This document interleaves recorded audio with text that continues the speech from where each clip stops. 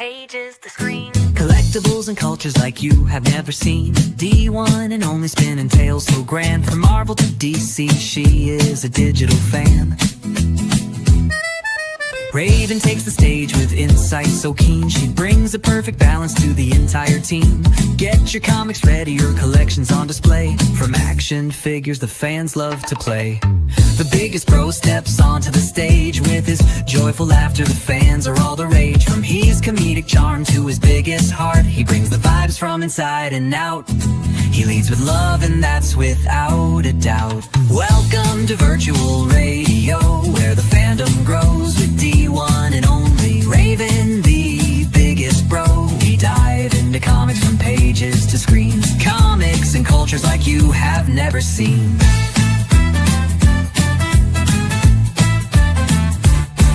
Get ready, kick back, and enjoy the show. This is virtual radio. And we are live! Welcome to virtual radio. Oh! And it's your boy, the biggest bro. Oh! Back with episode number 45. Almost there to 50. 7 away from 1 year. That is crazy. I just did that math in my head.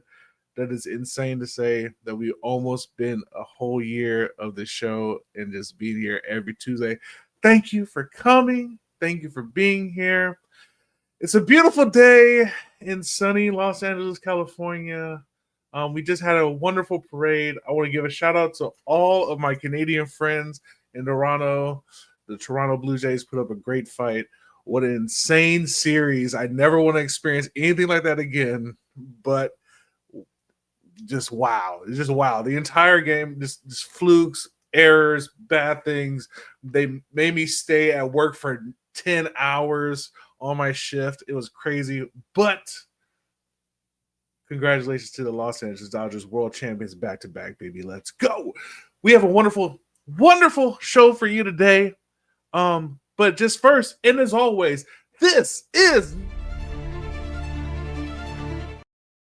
not financial advice. We are regular people with regular opinions. And guess what, guys? Opinions can change. Again, we have a wonderful special episode for you today, but I cannot start this by myself. I have a wonderful team, the best team in the world.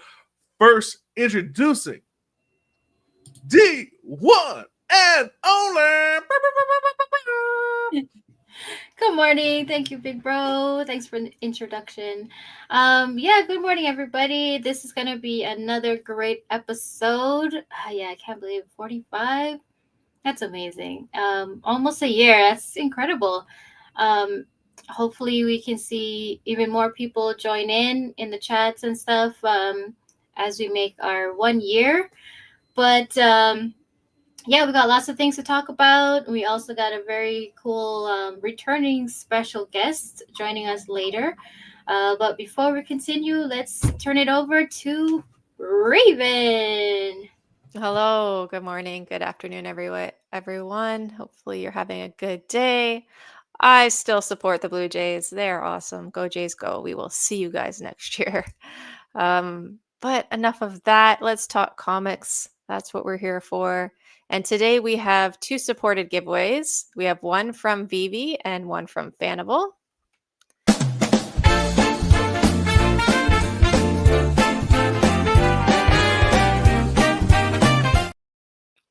For the VeVe giveaway, please enter the hashtag TurtlePower in the chats, and the StreamYard giveaway tool will pick our winner halfway through the show. And stay tuned for the Fanable giveaway at the end of the show.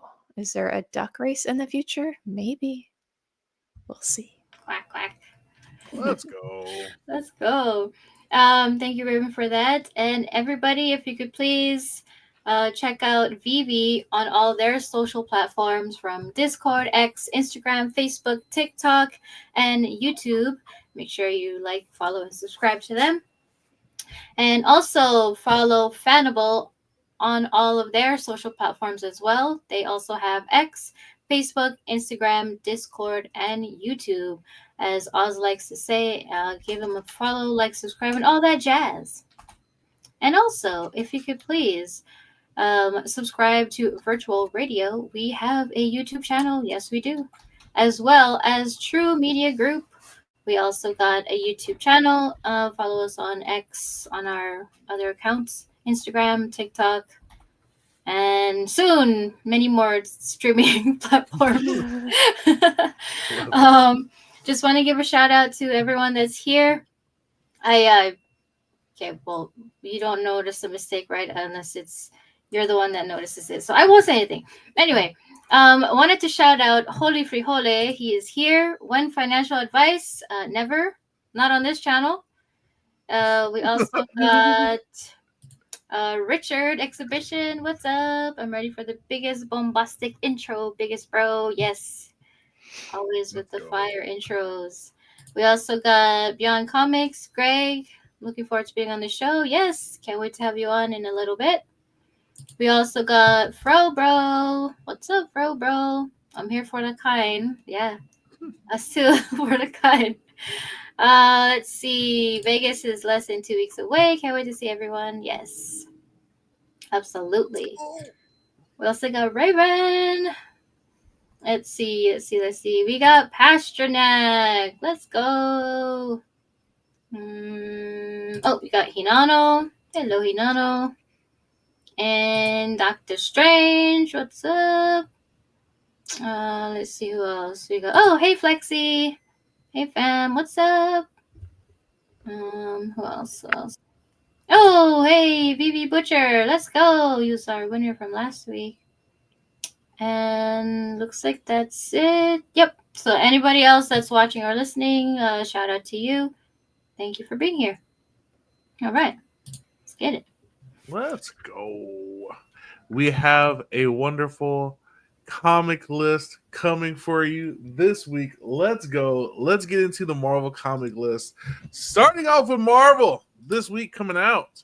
We have Ultimate X-Men 21, The Amazing Spider-Man number 15, Miles Morales Spider-Man number 40, The Avengers number 32, Moon Knight Fist of Khonshu number 14, Amazing X-Men number 2, Planet She-Hulk number 1, Lord Kinney Sabretooth number 2, Star Wars Legacy of Vader number 10, Long Shots number 2, Alien versus Captain America number 1, Binary number 2, Spirits of Violence number 2, and Echo Seeker of Truth number 1.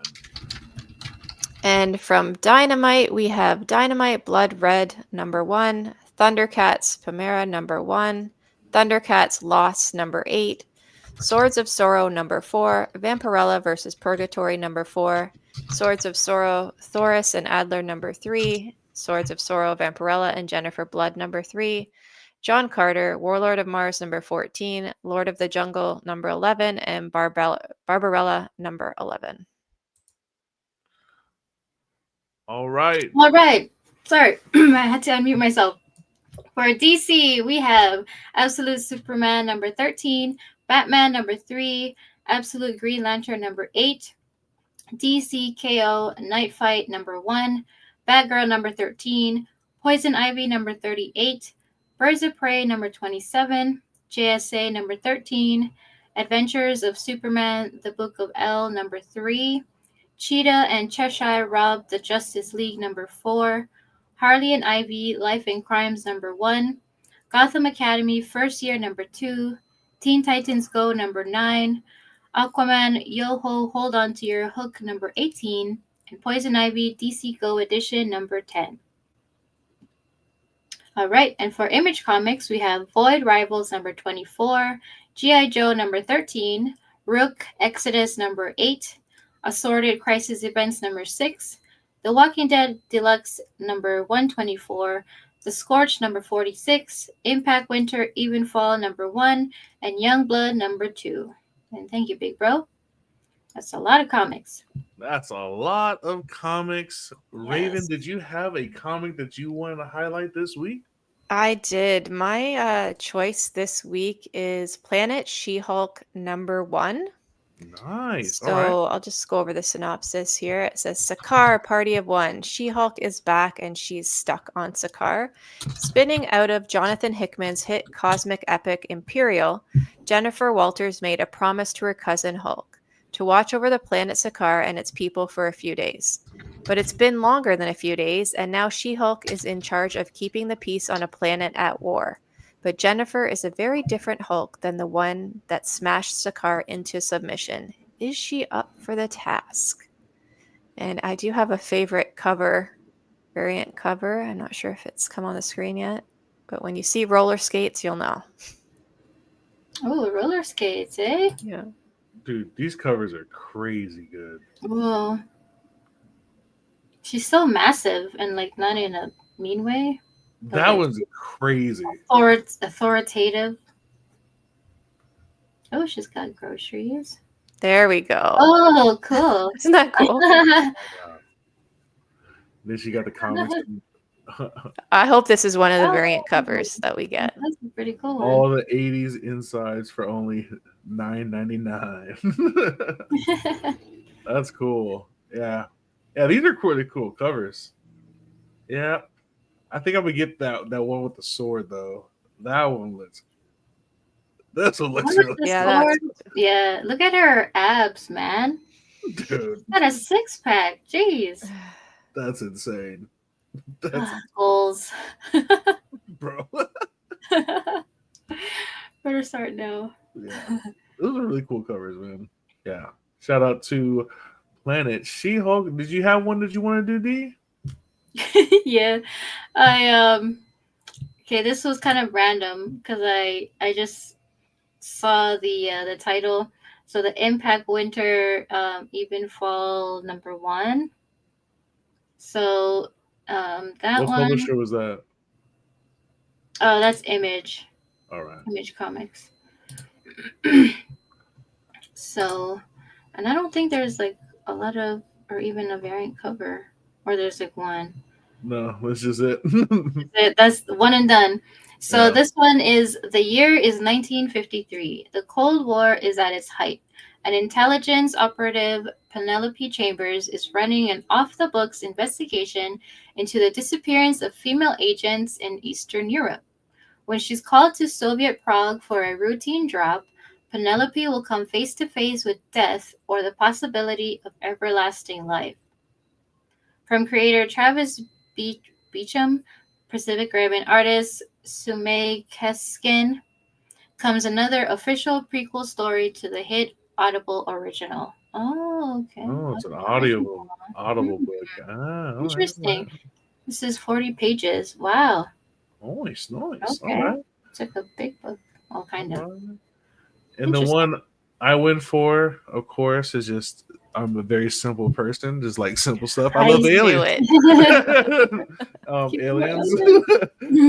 It's World War II, and Hydra seeks a new weapon to defeat the Allies to win the war. To that end, the Red Skull has brought Braun Strucker, my bad, on an expedition to the Himalayas to find the fabled city of Attilan. I know I butchered that. But instead of finding the Inhumans, Strucker uncovers something much more deadly, much more alien. So, Alien Captain America. I had just one cover spoke to me.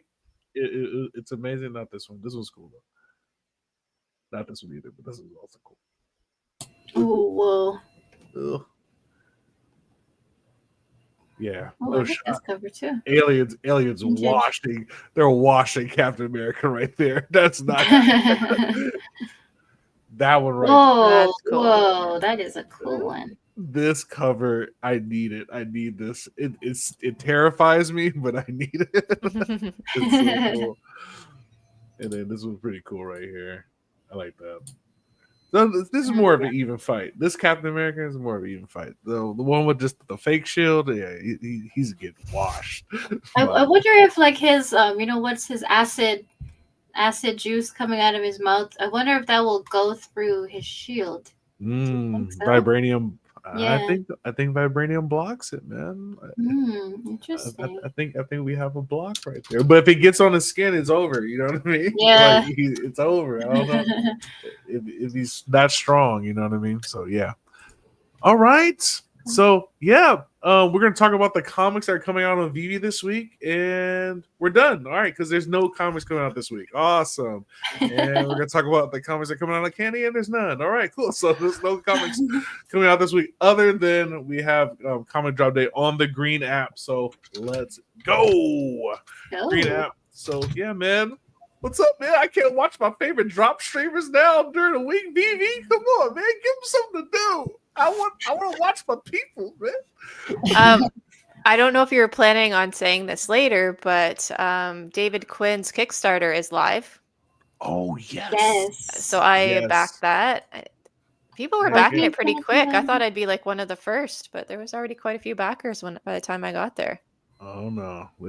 So I can send you the link if you want it, or if you have it already. Please send me that link in the chats for you in a minute.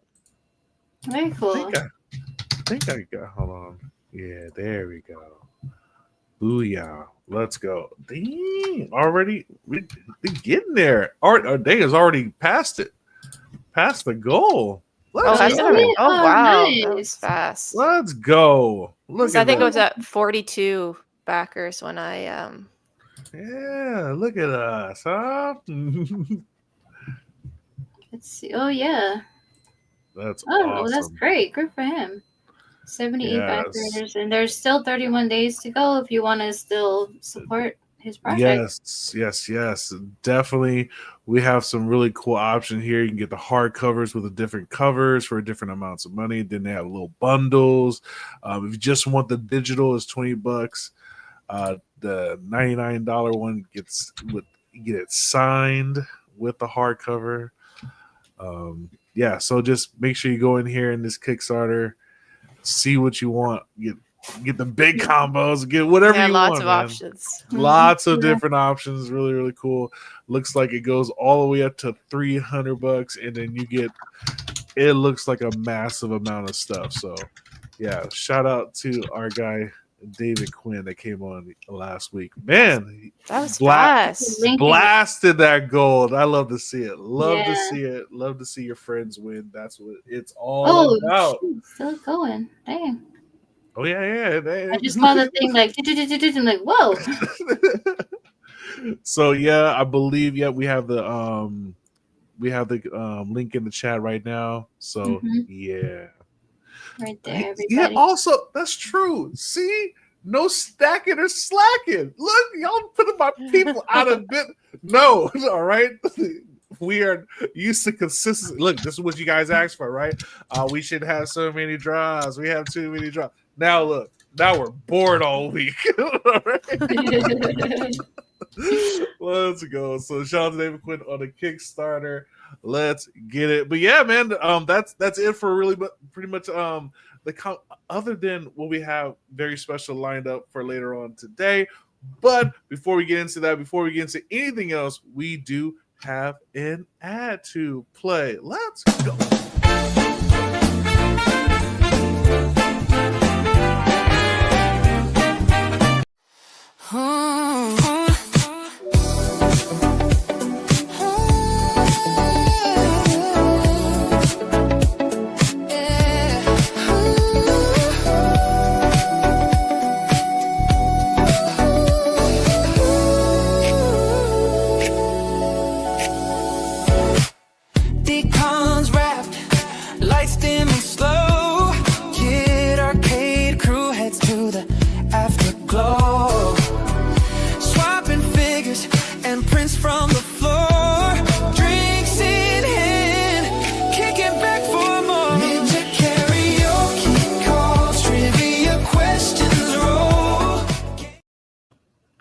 That's right, ladies and gentlemen. Make sure you are getting that RSVP in to the Kid Arcade after party. You can go right now to thekidarcade.com. Just hit that event tab right here. Take you to the after party and RSVP today. It is going to be a great time on Saturday at Ninja Karaoke. surprise, games, fun, and friends. Come build some memories with the people you see on the internet, huh?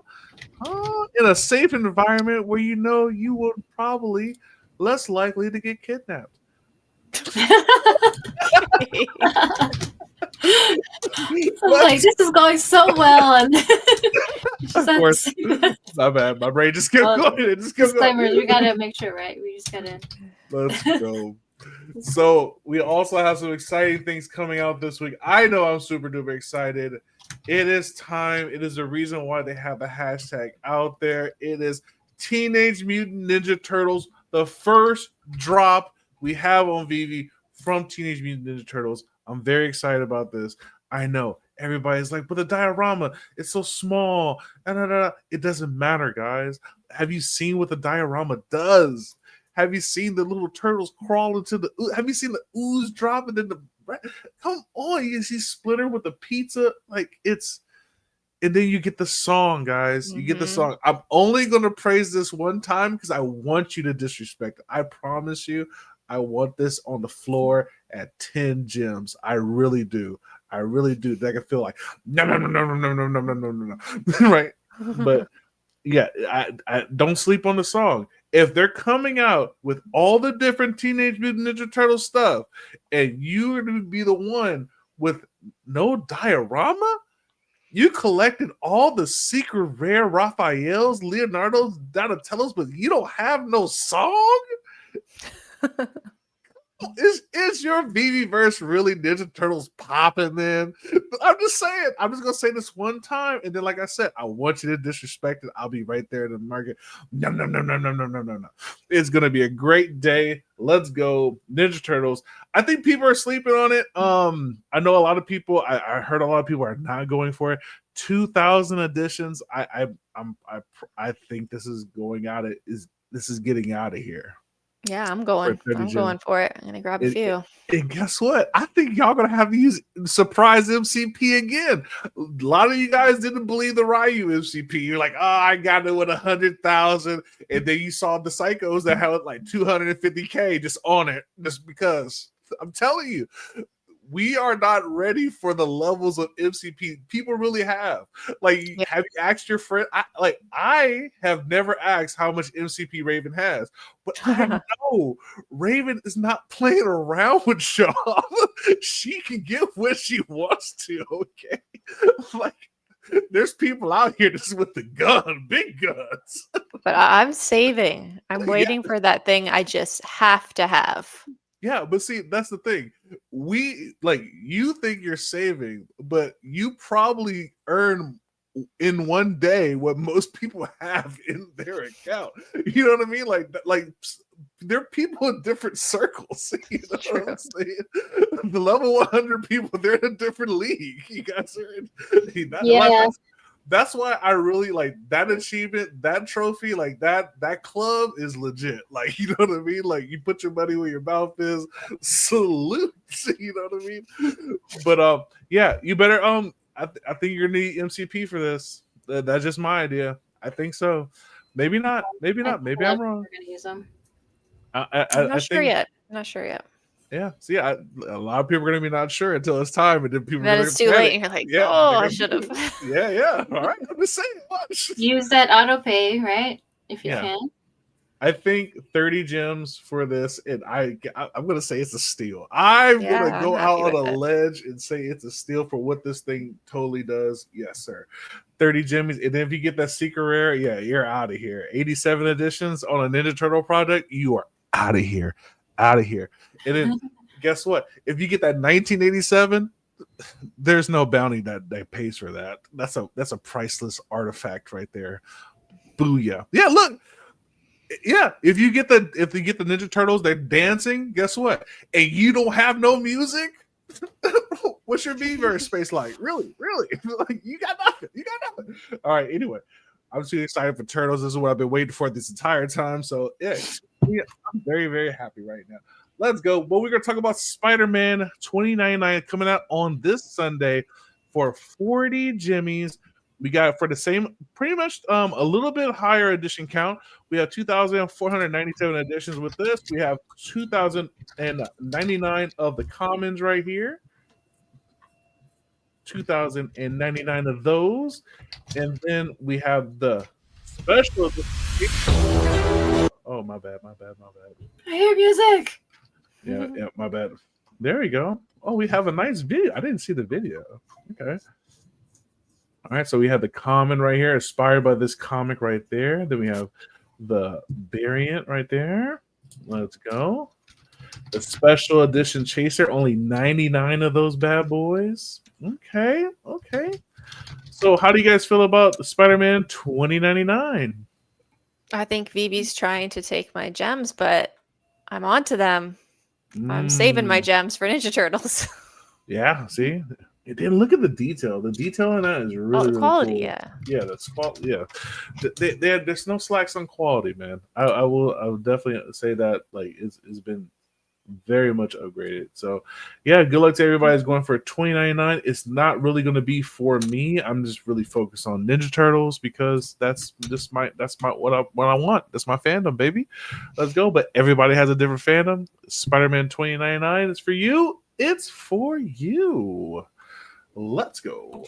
All right. In other spaces, we have McFarlane Toys. We have the McFarlane Toy Store customer appreciation. So you will receive a free 2025 San Diego Comic-Con exclusive Spider-Man #1 metal 3D pin with each purchase of $50 or more. So just use that coupon code there with their Spawn Pin 50 and you get that free pin. Let's go.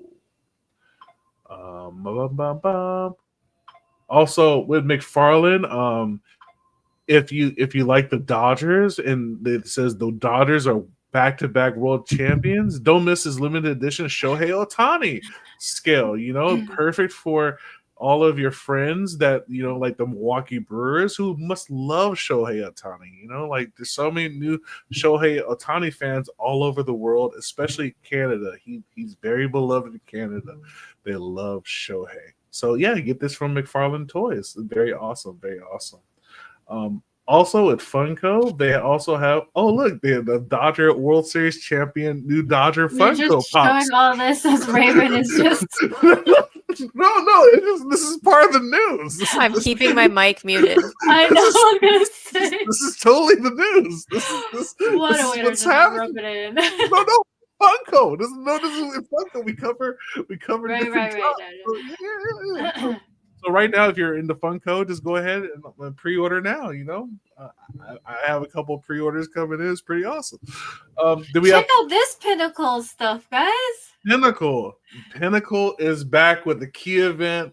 I know you guys remember the key event that kept us up all night collecting keys and burning keys. 4 hours. Yeah. 4 hours. Well, it's back, guys, for 25 days of Christmas joy. You don't get no more sleep. You collect keys now. Well, I never even got to use my keys last time. I had them all. Oh yeah, and I never. You got. I was in line and I couldn't use them. Oh yeah, that's true. Yeah, so that's gonna be really interesting to see what is gonna be there. Oh wait, it already started. Go collect them now. Yeah, they started yesterday, so go collect them. Oh yeah, no. It's every 2 hours or every 4 hours you get 2 keys.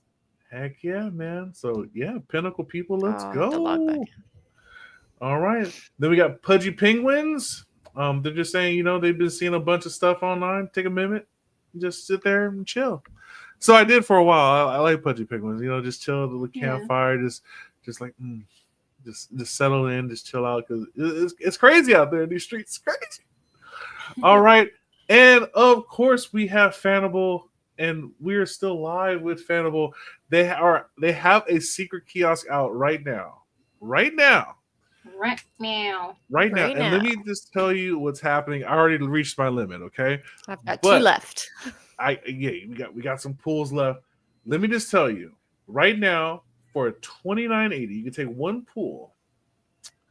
And the 2 possible ones you can get right now is Marvel's Super Special #5 has a Kiss special, and then we have The Boys Dear Becky #1 Virgin variant signed. Fair market value on the Kiss one is $575. Fair market value on the Boys one is $430. Pretty much everything that's left. There are 59 comics left. You can see every single comic right now. The lowest pool you can get right now is $26.09. So once they take theirs, maybe you get like $23. So, the worst you can do is lose $6. But this is not financial advice. Again, not financial advice. I am a dummy. Please do not follow what I do. It's dumb. I do dumb things like this.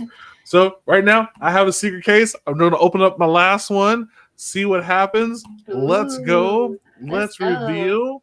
Good luck. Let's see what we get.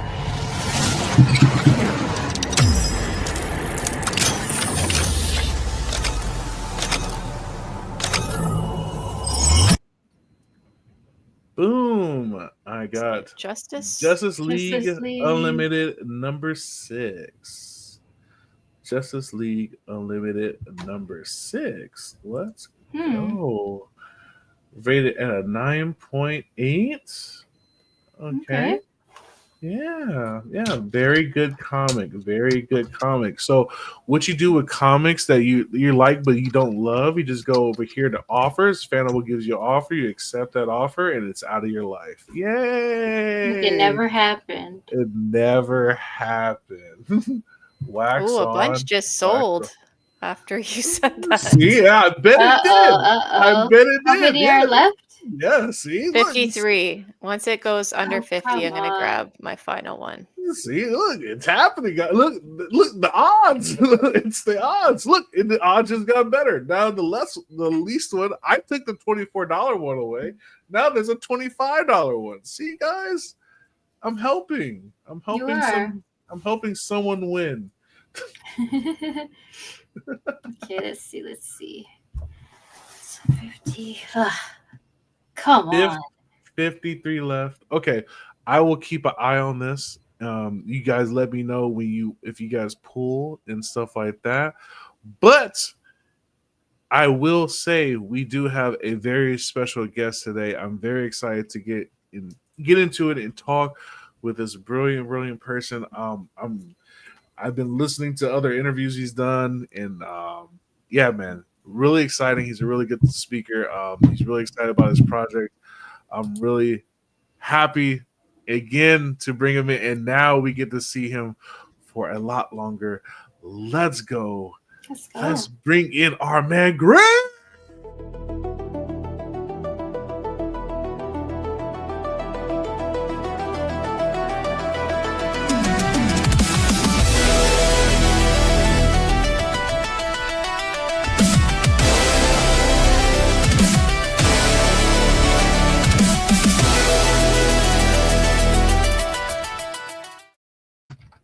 Hey, what's up, everybody? What's up? Good morning. Good morning. How are you guys? Good. Feeling good. Glad to see you, man. How are you doing today? Oh, man, I'm so excited, man. It's so good to be back on your show and see you guys, and then nice smiles again. What's that you got in your hand there, man? Oh, my God. This is Gekido over here, issue number 1, and it is available on VeVe.me, which is really exciting. And actually, I have a big announcement, which is I just found out that we have completely sold out of the limited edition version. That is right, baby. It has been sold out. That's right. Sold out. No longer can you get this. You got to go to the market like everyone else. But I'll tell you what we did do is that we made the unlimited version downloadable available right now, so they could still download and read the whole comic book right now, which is terrific. So I'm so glad that they could, we made that available to them. And we found out that we have sold 1,800. That's 1,800 editions so far. That is awesome, man. Dang. It's mind-blowing to me, and I really have to say it's a collaborative effort thanks to you guys and Randy and O'Milly and just all of you guys, Spencer, everyone who really came on board to help us, and the VeVe team and the wonderful community out there of awesome collectors that I was so blessed to actually meet in person at the VeVe party like I was talking about last time. That was such a thrill to actually communicate and interact with people in person. Woohoo, that was awesome and rare nowadays, Yeah, man. So just we here at the show, like we're very excited because we all I think Raven has the full set, right? Am I right? Oh, I do, yes. awesome. So then you're going to be getting a 6th secret rare drop, Cool. airdrop soon. Yep, I think I have to hold it till the 6th. I don't even know what the date is today. I think 4th. so, A couple yeah. more days, yeah. That's it. And whammo, you'll have all 6 exclusive covers. Nice. So anybody who has all 5, you're getting a 6th one coming. That is so awesome, man. Nice. It's So- really cool, and I'm so glad that we were able to make available the unlimited edition, so people could actually read the whole comic book, and it includes the entire commemorative behind-the-scenes look, plus a preview of our other characters. So you have the 22 to 24-page edition of Yakido, followed by an 8-page preview of Ravedactyl, Codename Justice, and Tricity, who's also in the comic book as well, and that's Tricity right over there. If you could see her.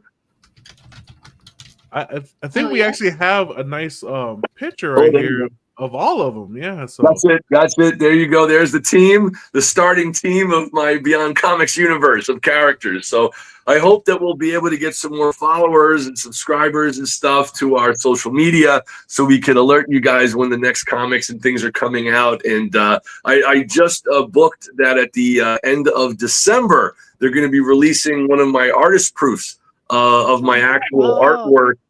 For a digital one-of-one collectible that you guys could hopefully, auction off and bid on. So you'll actually see this in a beautiful 3D frame that you can rotate and spin around, and it shows my actual artwork drawn on the real, art board, the art Bristol boards and things like that, and the blue line and pencil and ink, and then the digital color version as well. So we have all of my 36 hours of work nonstop drawing at a table, so it's nice to be able to actually share that with some of the collectors as well. They can really see what it looked like before in black and white and then after in full color. So that's coming December, and the next one will be in January. So we're doing a couple of drops to come. Nice. that is so cool and so exciting. I know, you've had a very interesting and a very storied journey. If we can, I like to go to the beginning. When did you know that you loved to draw? What was the first thing that you just kept drawing and then just kept drawing you in? Well, that is such a great question, by the way. I'm so glad that you asked that. I remember, my memory kicked in very, very young. So I started remembering and recalling these fragmented memories of things, and my earliest memories, I remember just falling in love with superheroes very early. I was probably oh my god, maybe 2.5 years old, and I remember I couldn't wait when I saw the Star Wars trailer, and I was oh my god, I want to see this and get the toys, and and just I was so excited. My parents tell me that they used to see me when I was again that young. I was right before my 3rd birthday. I'd be on the floor looking at my hand, trying to figure out how to draw the fingers, and it looked terrible, obviously, as a child drawing, but they're is that normal for him to be studying and analyzing his hand while he's drawing? Was that going to turn into something? And I never stopped. I just kept drawing and drawing, and by I think by age, my parents, God bless them, saved all of my old artwork. So I have drawings of Superman and Spider-Man and Hulk and Popeye when I was 5 years old. And it really looks like Hulk, Spider-Man, but a child version, but you could identify what the attempt is to be made in the art. And then by about 8 or 9 years old, I was able to duplicate any kind of drawings I would see, but the proportions would be a little off, but it was almost there. And then literally by the time I was 14, like it looked identical. Like people couldn't tell the difference between like the drawing of the comic book or what I was trying to replicate. And they used to make fun of me and say, you're going to put the copy machines out of business, which is funny, you know? And then I was like, wait a second, can I draw if I don't look at anything? That was the thing that hit me. Can I draw without using reference? And I was like, oh, my drawings are not up to par if I don't have reference. So let me really get to the basics and learn anatomical structure and form and really break down the human form and build it back up so I understand how muscles move and anatomical structure and anatomy, and really learn so I don't have to be dependent on looking at stuff. And now I could, you know, draw with this kind of, you know, library I have in my brain here that I have, you know, taught myself to do without using reference. You know, and whether it's a likeness of like Michael Keaton as Batman or something, or, you know, my own characters or other characters, I could draw it without using reference. And that's when I started to build that muscle, because you have to, like, just like working out with weights, you have to mentally build your mind, and, you know, you have to kind of push yourself, and if you really want to succeed and challenge yourself in a way to get better. And I remember like going to a very, like, I was like in a serious, like, I was so upset. I was like depressed because when I went to, I was about 17 years old, I went to School of Visual Arts. And the first year you have to take all these basics, right? And they won't let you take any of the comic book classes or any of those kind of awesome, fun, intensive classes. But a friend of mine was already in year 2, and he had the ability to invite me in as a guest to sit in on Walt Simonson's class, of course, who is the artist of Thor, and, you know, all the incredible work that he's done through the centuries. My God, I mean, this, I feel like saying centuries, but it's decades. But, you know, I mean, he's a master in the industry, Walt Simonson, and his wife, you know, Wheezy, who did, you know, lots of writing. So to meet him, to see the work was incredible. But when I walked in, now think about this, right? I left high school being the only artist. So I like thought, oh, wow, I could draw, and this is so exciting. And everyone was like, wow, he can draw cool stuff or whatever. Then I go to college, right? And I get introduced to this season 2 or year 2 of Walt Simonson's class. And every student there was better than me. Everyone in that class destroyed, so good. They were so good. And I was looking, and it was the first time as a 17-year-old that I got depressed. And I said, oh my God, these people are like years ahead of me. Like, I mean, they're doing panel breakdowns and storytelling, and, you know, Walt Simonson is teaching them such labor-intensive work, and their work was stellar. And I remember going home, and I was depressed that I went from being the top artist to the lowest artist that day. Like, boom. And I was like, oh my God, should I quit? Is it over? Like, what am I going to do? And I remember just being so devastated as a young 17-year-old boy, you know, seeing that everyone could draw better than me. How am I going to compete? How am I even, is there room for me to contribute here?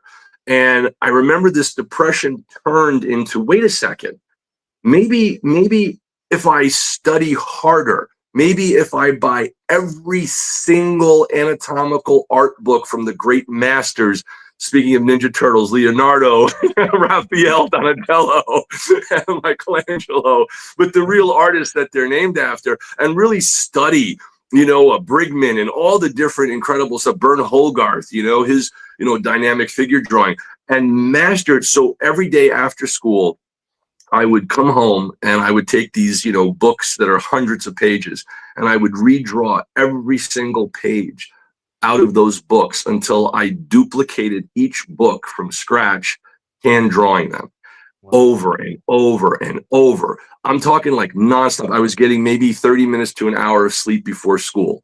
Like I was almost doing 24-hour stints drawing, falling on my face. It was exhausting. And the level of homework that they gave us, which was inhuman at School of Visual Arts, for things I would never use, like science and history and math. And I'm like, I'm not going to do this, but they would treat you like it's the only class you had. But every day I'm drawing until it started to click. Then I'm using photo reference. Then in School of Visual Arts, you know, now it's a year later, I'm 18 years old. And it gets to this point, you know, where I'm like, okay, I'm getting there, but I still need to learn storytelling. And then I took Klaus Jansen's class, who was my teacher and taught me visual storytelling, storyboarding, and things like that, which was it was just intrinsic to the ability. And he was grading me so bad. I was like failing that guy's class because I spent so much time on doing finished drawings. I would spend like, oh my God, maybe like 12 to 17 hours drawing each comic book page for his homework. And he ended up like giving people who would spend 30 minutes to an hour an A. And I was getting like C-. And I'm like, what? Why? What am I doing wrong? I'm spending like 10 times the work. And they would do like simple stick figures or whatever. He said, because their visual storytelling is better and you're stuck in drawing posters on panels. And I said, oh my God. And it wasn't until that last day, and I'll never forget this. I came in, he was probably one of the hardest teachers. And I came in there and I said, listen, I really want to learn this. He's like, okay, I'm going to give you 4 hours to draw 4 pages. And that's going to determine what your grade is. So I was in this emergency rush to succeed at this. And I start drawing, and bang, it clicked. Like you need contrast between panels and they should tell the story and push the writing forward. It was just bang, it just clicked. And I did those 4 pages and he had me drop it off at his actual house where he lives in the lobby with his doorman so he could grade them. And, you know, came back and he shook my hand. It's like, you did it. And I got my good grade and passed the class. And that was that last day. It took me a while to get out of drawing cool posters and learn how to tell a visual story. But it was this huge accomplishment because I was going from the lowest grade to one of the highest grades. And the same thing happened also when I was studying writing with Dennis O'Neil, who was and John Ostrander. So Dennis O'Neil, for those of you who don't know, was the editor of Batman for, 30 years. For DC Comics, and John Ostrander, writer for the Spectre. So these guys would come in and teach us, and they were failing everybody in the class. Like they were just failing people. Like it was rough. I got like an F on my first story that I wrote. I was like, how are you going to give me an F? And I had made this character, right? And I made it like this human guy who turns into this roach, and his name is Hal and all this stuff. So for some reason, John Ostrander thought I was making fun of the character Hal Roach, which apparently he told me was a director who did the Little Rascals, shorts back in the day. I had no idea who Hal Roach was. I just happened to name the guy Hal, and I thought that's cool, and I'm thinking Hal from 2001 or whatever. And then, Space Odyssey, and I'm thinking he turns into like this insect. Okay, cool, it's Roach. So he's like, you will not mock my class. I said, I swear I was not mocking your class. I was just sincerely coming up with a character. He's like, do a new character. I was like, oh my God, all right, fine. So I started writing from scratch, and I ended up being, I think, one of like maybe 4 or 5 students out of the 50 who passed with like an A or a B at the end of the semester. So going from the lowest to the highest has been like a thing for me when I was 17 and 18 years old, but it's that drive to keep going. I think one of the most terrifying stories was with Joe Orlando, who was, of course, an editor, at DC Comics and an artist. He drew The Shadow. He drew a whole bunch of people. He would have Carmen Infantino come and guest teach, who was the creator of the Red Flash that we all know as the Flash today, who was an awesome guy. He'd come in with a beer. He's drinking, what's up, guys? He has comics, and he'd just throw comics at us. He was awesome.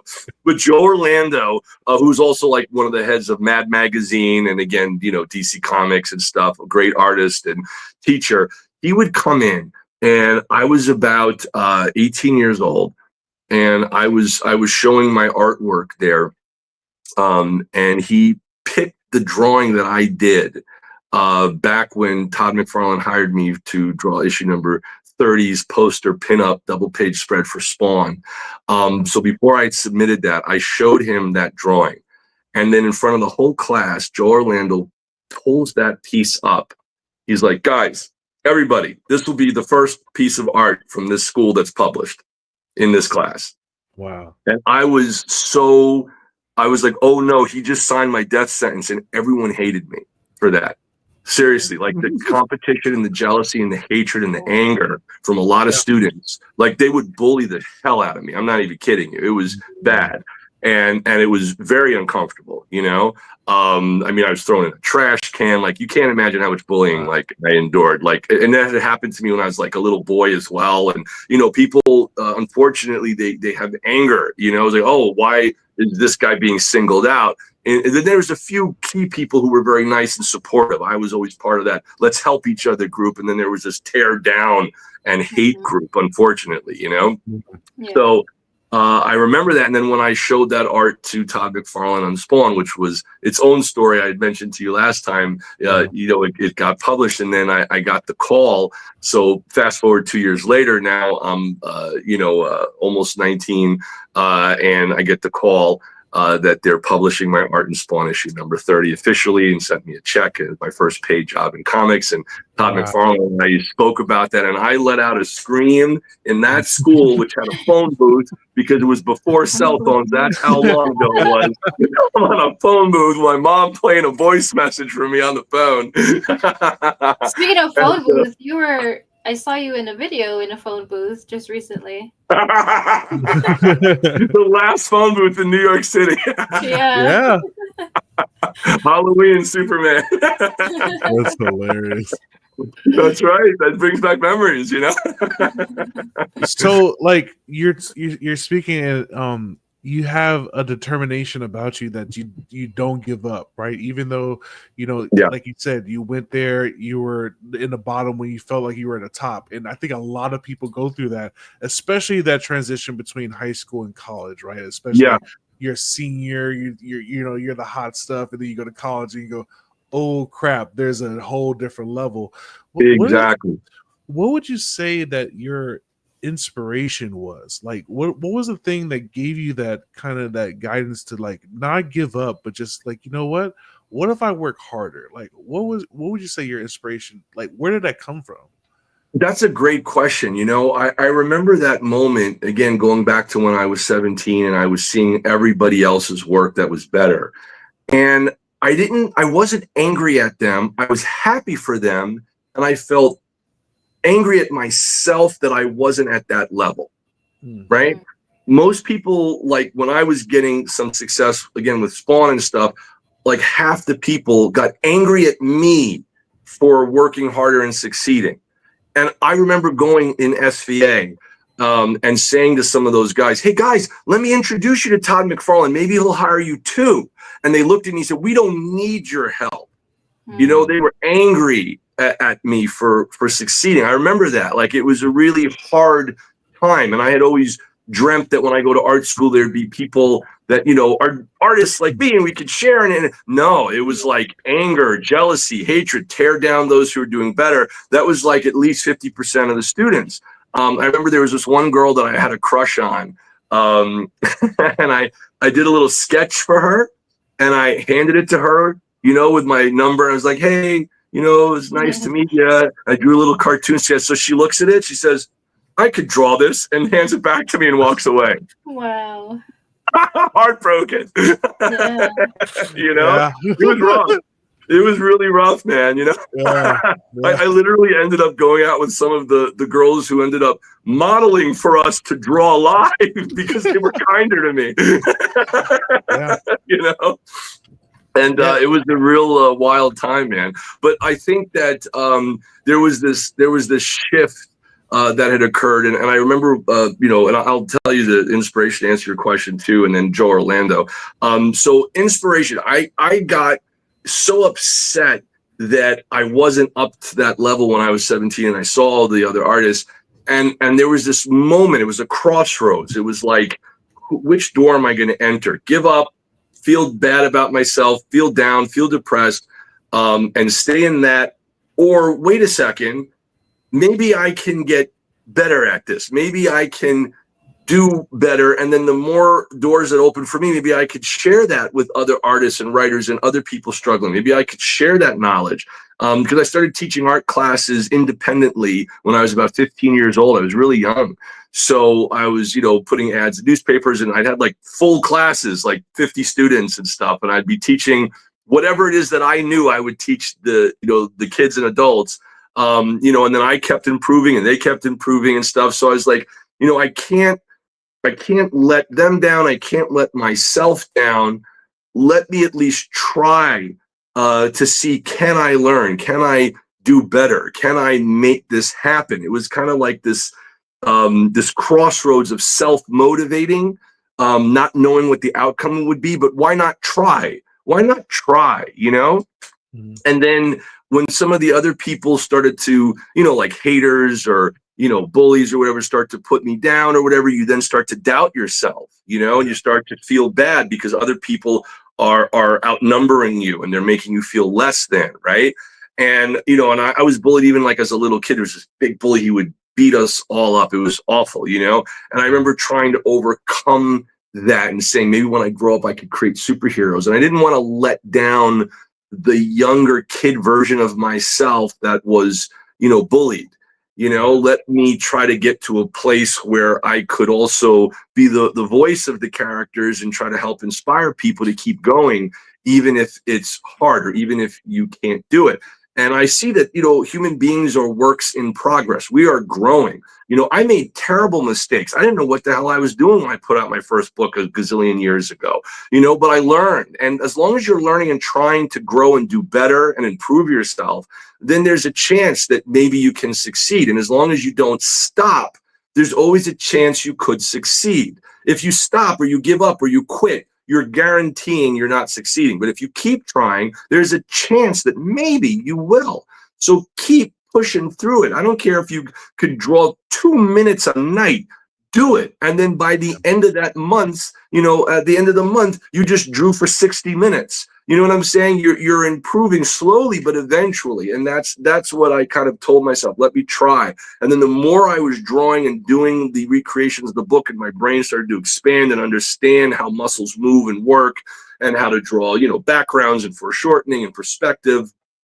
Thanks to Sal Amendola, by the way, who also was a great artist at DC Comics, who taught me perspective and stuff. That kind of stuff started to stick. And then I began to become inspired by my own improvement.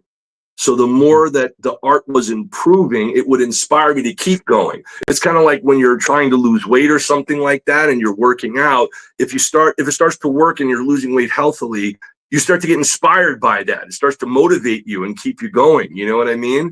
And I know like things like putting on weight is so easy for me. I could gain 10 pounds in a week, and I'm not kidding. Like for real. I just give me a couple bowls of rice with some gravy on it, my favorite, I'll blow up. That's just the way my body works. So I'll have to go on keto and eat a little bit, more healthy and, and balance it and not do it too long. And, so for me, weight's a struggle, but it's like I'm able to maintain it in a healthy manner. Same thing when I'm doing my artwork or writing or things like that. So I think it's trying to inspire yourself by just making little improvements step by step and acknowledging it, and don't throw away or tear up your old work. I see a lot of people doing a drawing and it sucks and they crunkle it up and they throw it out. No, save that and look back at it in a year and then see your progress and inspire yourself based on the progress that you've made. You see what I mean?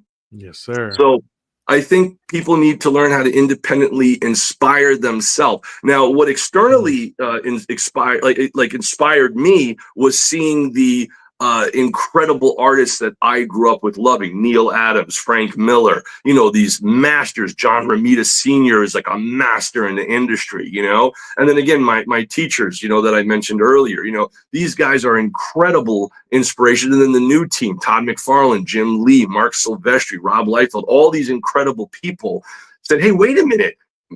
These guys are amazing. And even though Rob Liefeld came under like a lot of, attack and flack for some of his work styles and things like that, that was like the youngest guy I had ever met who was on a Levi's buttonfly jean commercial for Spike Lee, who inspired so many young people like myself saying, hey, if this young kid could do it, maybe there's a chance for us. And I hope that I've been able to inspire other people to say, hey, you guys can do this. Like, I'm with you. I went through that struggle and being at the lowest and then trying to rise above it, you know, and I hope that I could still be improving along the way. Like, you have to be a continual work in progress and be able to draw different styles if you want to, you know, really kind of test yourself. So don't get comfortable in the style you're in.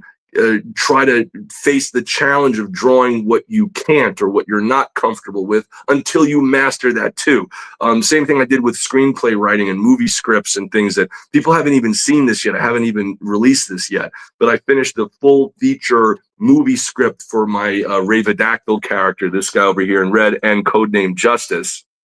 And I spent years writing that. I mean, like, I did for Ravedactyl, I did 100 different drafts that were between 120 to 140 pages each for those scripts over years.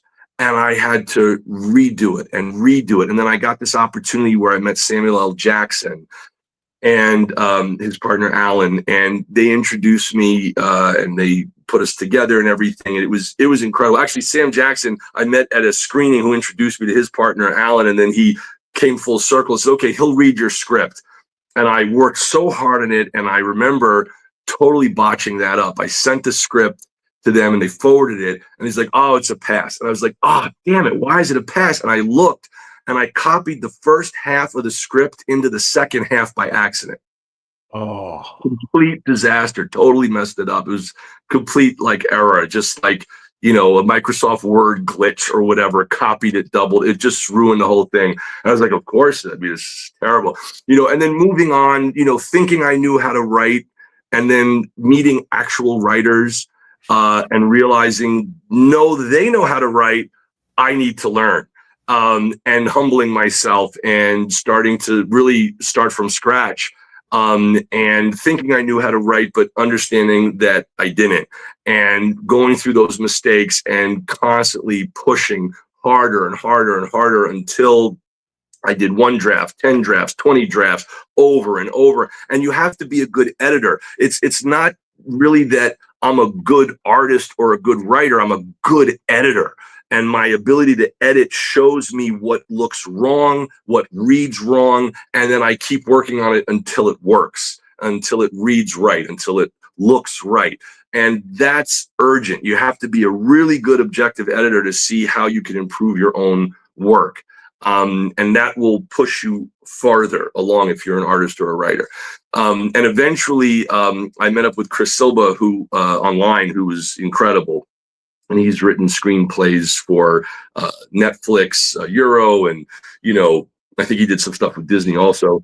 And I remember I showed him my stuff and a couple of other like really high skill writers, Ian Holt and people like that, who did Dr. Chopper and Bram Stoker's Dracula, which he gave me some special thanks credit in there, which was awesome in his novel. He wrote that with Dacre Stoker, the great grandnephew of Bram Stoker and stuff. So I started connecting with really good writers who kind of kicked my ass really hard, like really like boot camp level hard.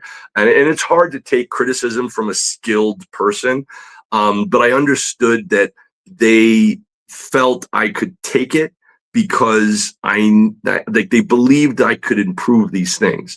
And it's hard to get criticized that incredibly intensely, you know? And they did it. And I was like, no, bring it. Don't hide it. Tell me what I could do better. You know, criticize, tell me it's bad. And I know that their opinion was not based in anger or jealousy. They really wanted me to succeed. And I think that they proved that they have succeeded. So I know that their advice makes sense versus like a hater who's just hating to hate. Oh, you suck. And they don't explain why. Why do you think I suck? For what reason? You see what I'm saying? That is such a good, that's so good that you know the difference between that. And that's so hard to do because when you have people that you love, you're scared of hurting their feelings and stuff like that. Yes. But it's those times where you need that kind of quote unquote tough love to somebody tell you the truth. And it's especially when it's the things that you really love and have passion for, you know, and to really step back and go, wait, I know they want the best for me. maybe Yes. let's Yes. look why they're telling me that. That's such a great point, man. Thank you, man. Yeah, it's very hard to take it. I mean, because you're as a human beings, we're emotional creatures, especially if you're an artist and a writer. So you feel that punch in the chest. You know what I mean? You feel that hit. It makes you sad. It makes you depressed. But you have to be able to take that and then convert it into constructive criticism. And some people don't know how to teach nicely. They teach very hard. That's very difficult. So to like some of them, like again, let me go back to School of Visual Arts. Joe Orlando, again, incredible artist, DC Comics editor. I think he was vice president of Mad Magazine or something. Like he did so much stuff. He was one of the greatest, artists and teachers. And he was very polite to most of the people in the class. And I had, I was able to get into his class every year for all 4 years, which was a blessing to be able to get in there. And I remember on year 4, he would give these hard homework assignments to all of us. And the class is filled. Again, there's like 50 people or so in the class. And we had to draw these comic book pages. And I was drawing the pages, and he'd make us tape the pages on the wall for everyone to see, which was already kind of embarrassing and humiliating and very naked. You know what I mean? To have our work on the wall for everyone to look at and analyze. And you could see which, like, there was like only a small handful of people that were like really good. You could tell they have a shot at really breaking into the industry professionally. And then there was other people who just had the class because they had to take it for their credits, to graduate, but they weren't really interested. They didn't really draw or put care into it. You could tell, And then there were some people who tried, but they needed more work. And with those guys, he was very nice. Oh, this is nice. Okay, thank you for doing the homework. Oh, okay, this is good. And like everyone kind of was looking at each other because we knew it wasn't. Like, it's stick figures and circles and it looked terrible, right? But he was very polite. Oh, this is okay. Then he got to my work. And again, I'm putting like at least 12 hours in for pencils and at least 10 to 12 hours for inks, okay? He looks at it. God damn it, Weich! Pow! And he smashes the table. What is this? And he pulls it off the wall. The whole class like would back up. And I was like, oh God. You know what I'm saying? It was, dude, I'm not kidding. I was dying. Like I was dying inside. Like it felt like that, And he's like, this is wrong. This anatomy is wrong. Look, the camera's here and you have to draw it this way. Let him take tracing paper and he'd put the tracing paper over my work and he'd correct it in front of everybody. And he's correcting like this. The belt is wrong. The belt goes up, not down. Don't you understand? Oh my God, do it again. And he walks out of the room, right? And then like the other students in the class, and I was with Aletha Martinez, who's an incredible artist, Ariad Storm, for Marvel. She's drawn Iron Man and a whole bunch of stuff. She was in the class with me, and I remember she was like, I'm sorry, it'll be okay, Graig. It's very sweet, And the other students be like, oh, Graig, you're all right. Are you okay? Because it felt like I got like verbally abused. Yeah, bro. Yeah. Right? And I remember like then, the next class comes. Class would be like every week, right? So the next class comes and I redrew it. He looks at it. God damn, no! And he smashed the table. Everyone backs up again. I said, oh God, what's wrong, right? And this went on. So the students and I kind of became accustomed that when it was my turn, everybody would just take a step back. We just knew it was coming. You know what I mean? And he'd be like, and I'm not kidding, like his face would turn red. He was furious, And I remember it was the last day of class. And this was like what I felt was my last shot. And he was really teaching me over the tracing paper, to understand perspective. And I was very ambitious in my camera angles. So I wasn't just drawing people straight on, but the camera was like, a bird's eye view and like an like an ants eye view looking up and, very hard, challenging positions to draw. And I was making mistakes with the anatomical proportions and perspective of the characters. So I remember that last day, and I worked so hard on this, and I made multiple versions, black and white version, kind of like a Frank Miller style, and then I made like traditional comic book version, and I did all the different angles, and I think I finally clicked and I understood what he was talking about in regards to the perspective of the human figure. So I put the work up, and he's getting through it, and it's very nice to everybody else. It's fine, it's fine. Then he gets to mine, and he looks at it, and he stops. The whole crowd goes like this. Like, we all just take a step back, everybody. And then I look, and I'm like alone. I'm just standing next to him, and everyone backed up because we're waiting for him to explode. He looks at it. He looks at it. He turns around. He says, "Weich," and he shakes my hand. That was it. I knew I did it. And I was like, "Oh my God." He's like, "Congratulations." And everyone was like, "Oh, thank God." All you could hear like a simultaneous sigh of relief, that there wasn't going to be any more of this kind of, what I'm saying, stuff happening, right? So it was like this tremendous relief. And at the end of class, he came up to me and he says, "I want you to know I was the hardest on you because I believed in you." And I felt like you needed this in order to succeed. And, he's like, "I can't say it to the guys who are just taking this for credit or who don't care or who don't have a chance to, do it. They're not even interested in this. You really care. I see the work and you made mistakes and then you fixed it on the last day." He's like, "So I had to be hard on you." And I literally gave him like a hug. I was like, "Thank you, man. Thank you." And it was rough because I don't come from that style of teaching or communicating. I'm a much more gentle person, but it taught me to kind of be a little tougher because the world is scary and hard, and there's a lot of people who just want to be right whether or not they are and fight to win even if they're wrong, and that's kind of sad to me, and I would rather just let's all enjoy each other's differences and work and respect each other and try to get along together. That's kind of like the backbone of why I started creating my company BeyondComics, because I wanted to, bring people together through my art. And the whole world, it's so torn apart now, man. There's so much extreme left, extreme right. There's no role models for everybody to look up to. It's only half, half like, half hate.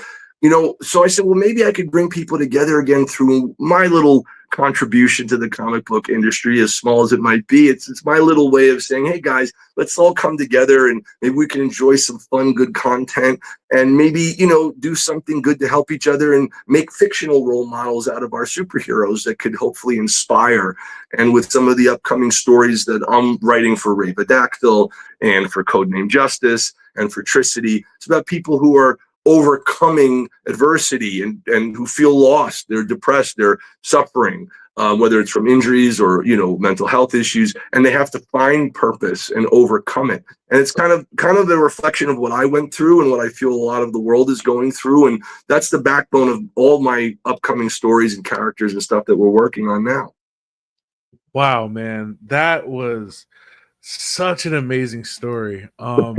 Because I've also had coaches like that, and I'm also a mild-mannered person. And one of the big things was I didn't want to hurt people, right?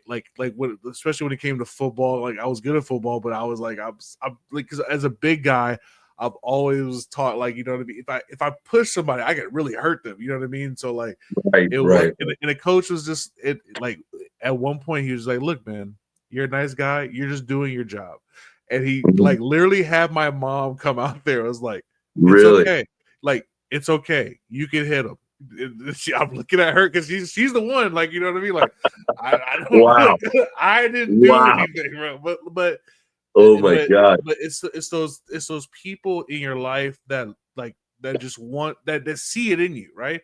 So your teacher, he saw it in you, and he wanted to pull those things out, and a lot, especially nowadays, it's a little bit harder to do that because people are designed to break a lot faster, and, it's a different generation, and I think that in the attempt to protect, we've also made people unfortunately more vulnerable. That's what worries me for the current generation. Of course, listen, when I was teaching art classes, I learned the hard way. We had like a 45-year-old in my class, and we had a 6-year-old in my class, right? And and I would try to gear it towards the different age groups and different advanced levels or whatever. And I remember with the 6-year-old, I said, "This is really good. You're doing very good." you know, and I said, but I said, maybe you can draw, you know, like the hair like this. I said, see? And the kid takes the shirt, puts it over his head and won't come out. Mm. And I said, oh my God. And apparently my very gentle advice to fix the hair made him go into his shirt as a shell and he wouldn't come out. And I said, oh my, I said, listen, are you okay? I said, you're doing great. It's okay. It's all right. And I'm trying to help him understand that I wasn't trying to, he was just very, I guess, hurt by the suggestion I gave how to fix the hair, right? But that's how sensitive people have become and can be. And it taught me, you know, to really be cautious and careful how I communicate with all people, you know? So what I'll do is I'll say, hey, would you like me to give you any advice? And see if they say yes or not. If they're like, no, it's okay, no problem. All right. If you want advice, do you mind if I put some tracing paper on and try to show you some things like Joe Orlando did for me? I'll ask, you know what I mean? I'll check. I want to make sure everyone is comfortable, you know, not only in work, but in personal life, all throughout just communicating. I think it's important that people are respected and, you know, you make them feel comfortable. That's very important. So I think that is key.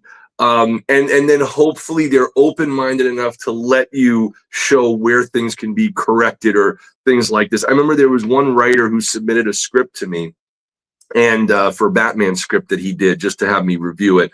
And it was great, but it took him like about 45 minutes before he got to any action. Right. And I said, in today's audience, you're going to lose the audience because you have no action for 45 minutes. It's all story. And that's fine if you're reading a novel. But when you're watching a movie, you need to see visuals. I said, so why don't you take this middle section and have that be your opening and then flash back to the rest of the story, how you got there. This dude cursed me out so hard. I'm not kidding. You don't know. F you, your mother. He just went off on me. I said, oh my God. And I didn't say anything bad. I wasn't mean. I was very respectful. He just went off on me. And the thing that it showed me is, oh, no one's going to work with this guy. Because in this industry, when you're dealing with editors or producers, they're going to make changes. And if you explode every time someone wants to change or alter your stuff, you're never going to be able to work with anyone. It's incompatible. You know, people want to be able to collaborative. What you guys do is super duper collaborative. So exactly. You know, and it's like, it's one of those things where, you know, you have to put on a different hat. So for example, at BeyondComics.tv, my company, if we get hired to draw a book cover for someone or to, you know, write a script for someone or whatever, if it's their work, our job is to make their vision come to life. It has nothing to do with how we see it. It's just, this is their vision. We're just bringing their vision to life visually. That's it, you know? And I think that's a very important distinction is where when it's my own work, if I have the freedom and the blessings to be able to put forth the vision I see for the characters that I believe the fans will connect with, then I put my touch on it, right? And that's very important. So like for the Gekido comic book, this is co-created by writer Brandon Wilson, who was my former art student, which was really nice. And that's cool. yeah. So and I recognized that he had real talent, but in writing far more. So you know, he had contacted me many years later and said that he had this idea. He wanted to collaborate and have us co-create this character. So I did all the creation of the designs and the visuals. And I remember advising him and guiding him when he was back in the class all those years ago. And now here he is, this, you know, grown-up guy who, you know, has done very well for himself. And then that's how we came together with Gekido. And that made it a lot of fun as well, to have this collaborative effort. You know, I let him do whatever he wants with writing, and he lets me do whatever I want with art.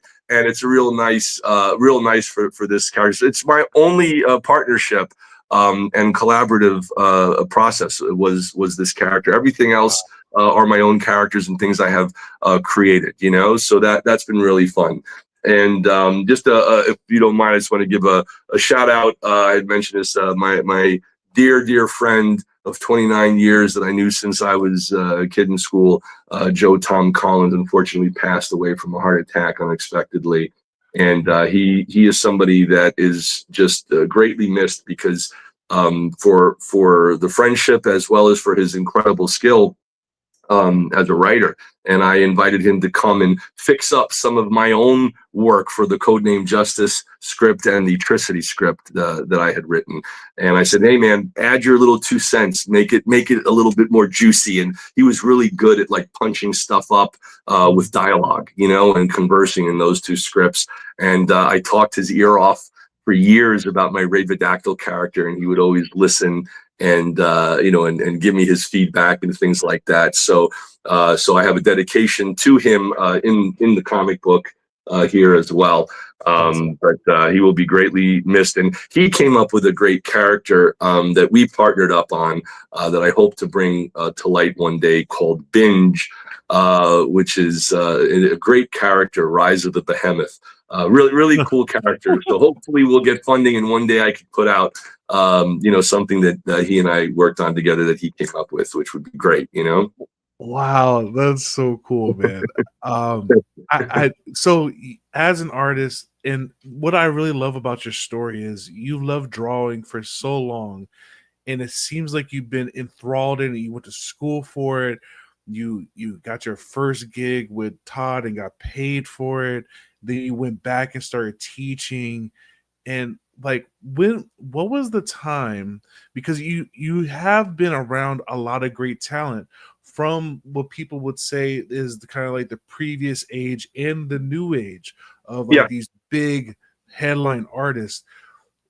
Where was the room where you were in, and you looking around the room and you see everybody, your peers, your mentors, your student, and you're like, now I'm in the room. Like, I'm in the room now. Like, when was that moment for you? That's a really great question. It started first when I did the work with Todd McFarlane on Spawn. That was like the first time. And I don't know if you guys saw the video. There's some video posted of Rob Liefeld going to it was Jim Hanley's Universe comic book signing back in the day with Extreme Studios. And I had drawn a whole bunch of stuff to show him, and he was like, oh, this is great, we're going to hire you. That was when I first thought maybe I could break into comics, and I was really young. Again, like, I think also like 18, I guess. You know, and it was an exciting moment. But you know, he was kind of too busy with the stuff he was already working on, so that nothing came of that yet. And then I told you guys a little bit about this last time, but for those who are watching that may have missed it, if you don't mind, I'll tell them again. But I was a huge fan of Todd McFarlane on Spawn, and I remember being like around 15 or maybe 14 or 15 years old when I got introduced to him, not in person, but by his work. And somebody at a comic book convention showed me, and there was a scene that he drew of Spider-Man. And this is what put Todd McFarlane on the map. For those of you guys who don't know, he is the publisher of The Walking Dead and creator of Spawn, Image Comics.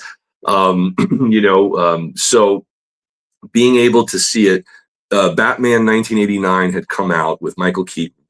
And the big line was, I'm Batman, right? What are you? I'm Batman, right? He takes it. He does that Michael Keaton, you know, that this thing. You know, that Michael Keaton stare, right? You know, and I remember there was a comic book of Spider-Man, Amazing Spider-Man, that Todd McFarlane drew, and Batman was so popular, like it was on every billboard. It was all around the world, the #1 movie in the world, right? And I remember in the comic book, there's a panel where Spider-Man grabs the bad guy. And the bad guy says, I'm so sorry. Don't kill me, man. Don't kill me. What are you? And then Spider-Man says, I'm Batman. I'm Spider-Man. Right? It's such good. It was such acknowledgement of the Batman moment that Spider-Man almost referred to himself as Batman accidentally. It was so funny.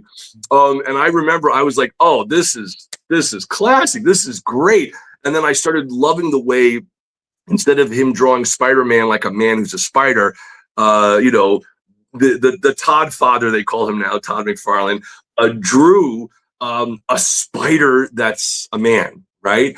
And the gangly poses in the hand like this, and all the kind of cool dynamic camera angles, and just the way he drew was so inspiring and exciting. And Spider-Man looked so weird and awkward, and the people had their own kind of, kind of distorted, look. And if you look at how Todd broke into comics, he drew very standard style, and then boom, went off on his own. And then he kind of adopted the spider spaghetti string, shooting the webs with all the detail that, they do today, which was incredible to see this stuff happen. So I was following along all that stuff. And then he left and created Image Comics, which was the first comic book company in the world that I'm aware of to do digital color, with shading in different shades. And for those of you guys who don't know, if you buy any comic books, way back in the day, like, we're talking like before 1992, all comic books were like little dots colored, and they were like one shade, and it was very hard for them to get too much detail because they were limited by the little polka dot newsprint of how they would do comic books. So shading was very limited.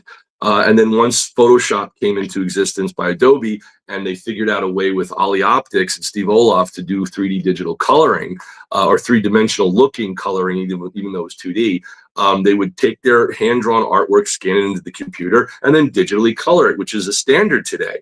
But at that time, it was unheard of, and they printed it on nice paper. It's really nice, kind of, clean, shiny paper.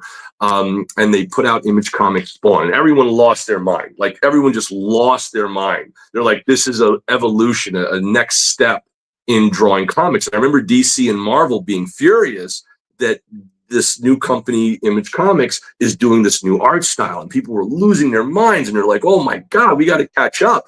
And Marvel and DC did not yet have access to that technology.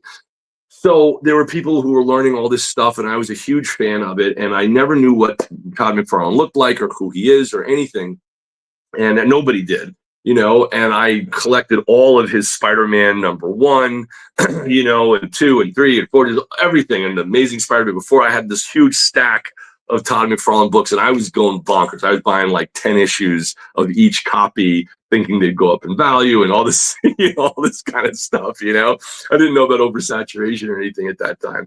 So, I had all these comics, and I was excited, and then suddenly I saw that he's going to be appearing at Wizard World in Philadelphia, and I live in New York City. So I asked my parents and my dad if he could please, take me on the train to go meet Todd McFarlane. This is the first time, and Spawn is the #1 highest selling comic book consistently at that time, next to Jim Lee with X-Men.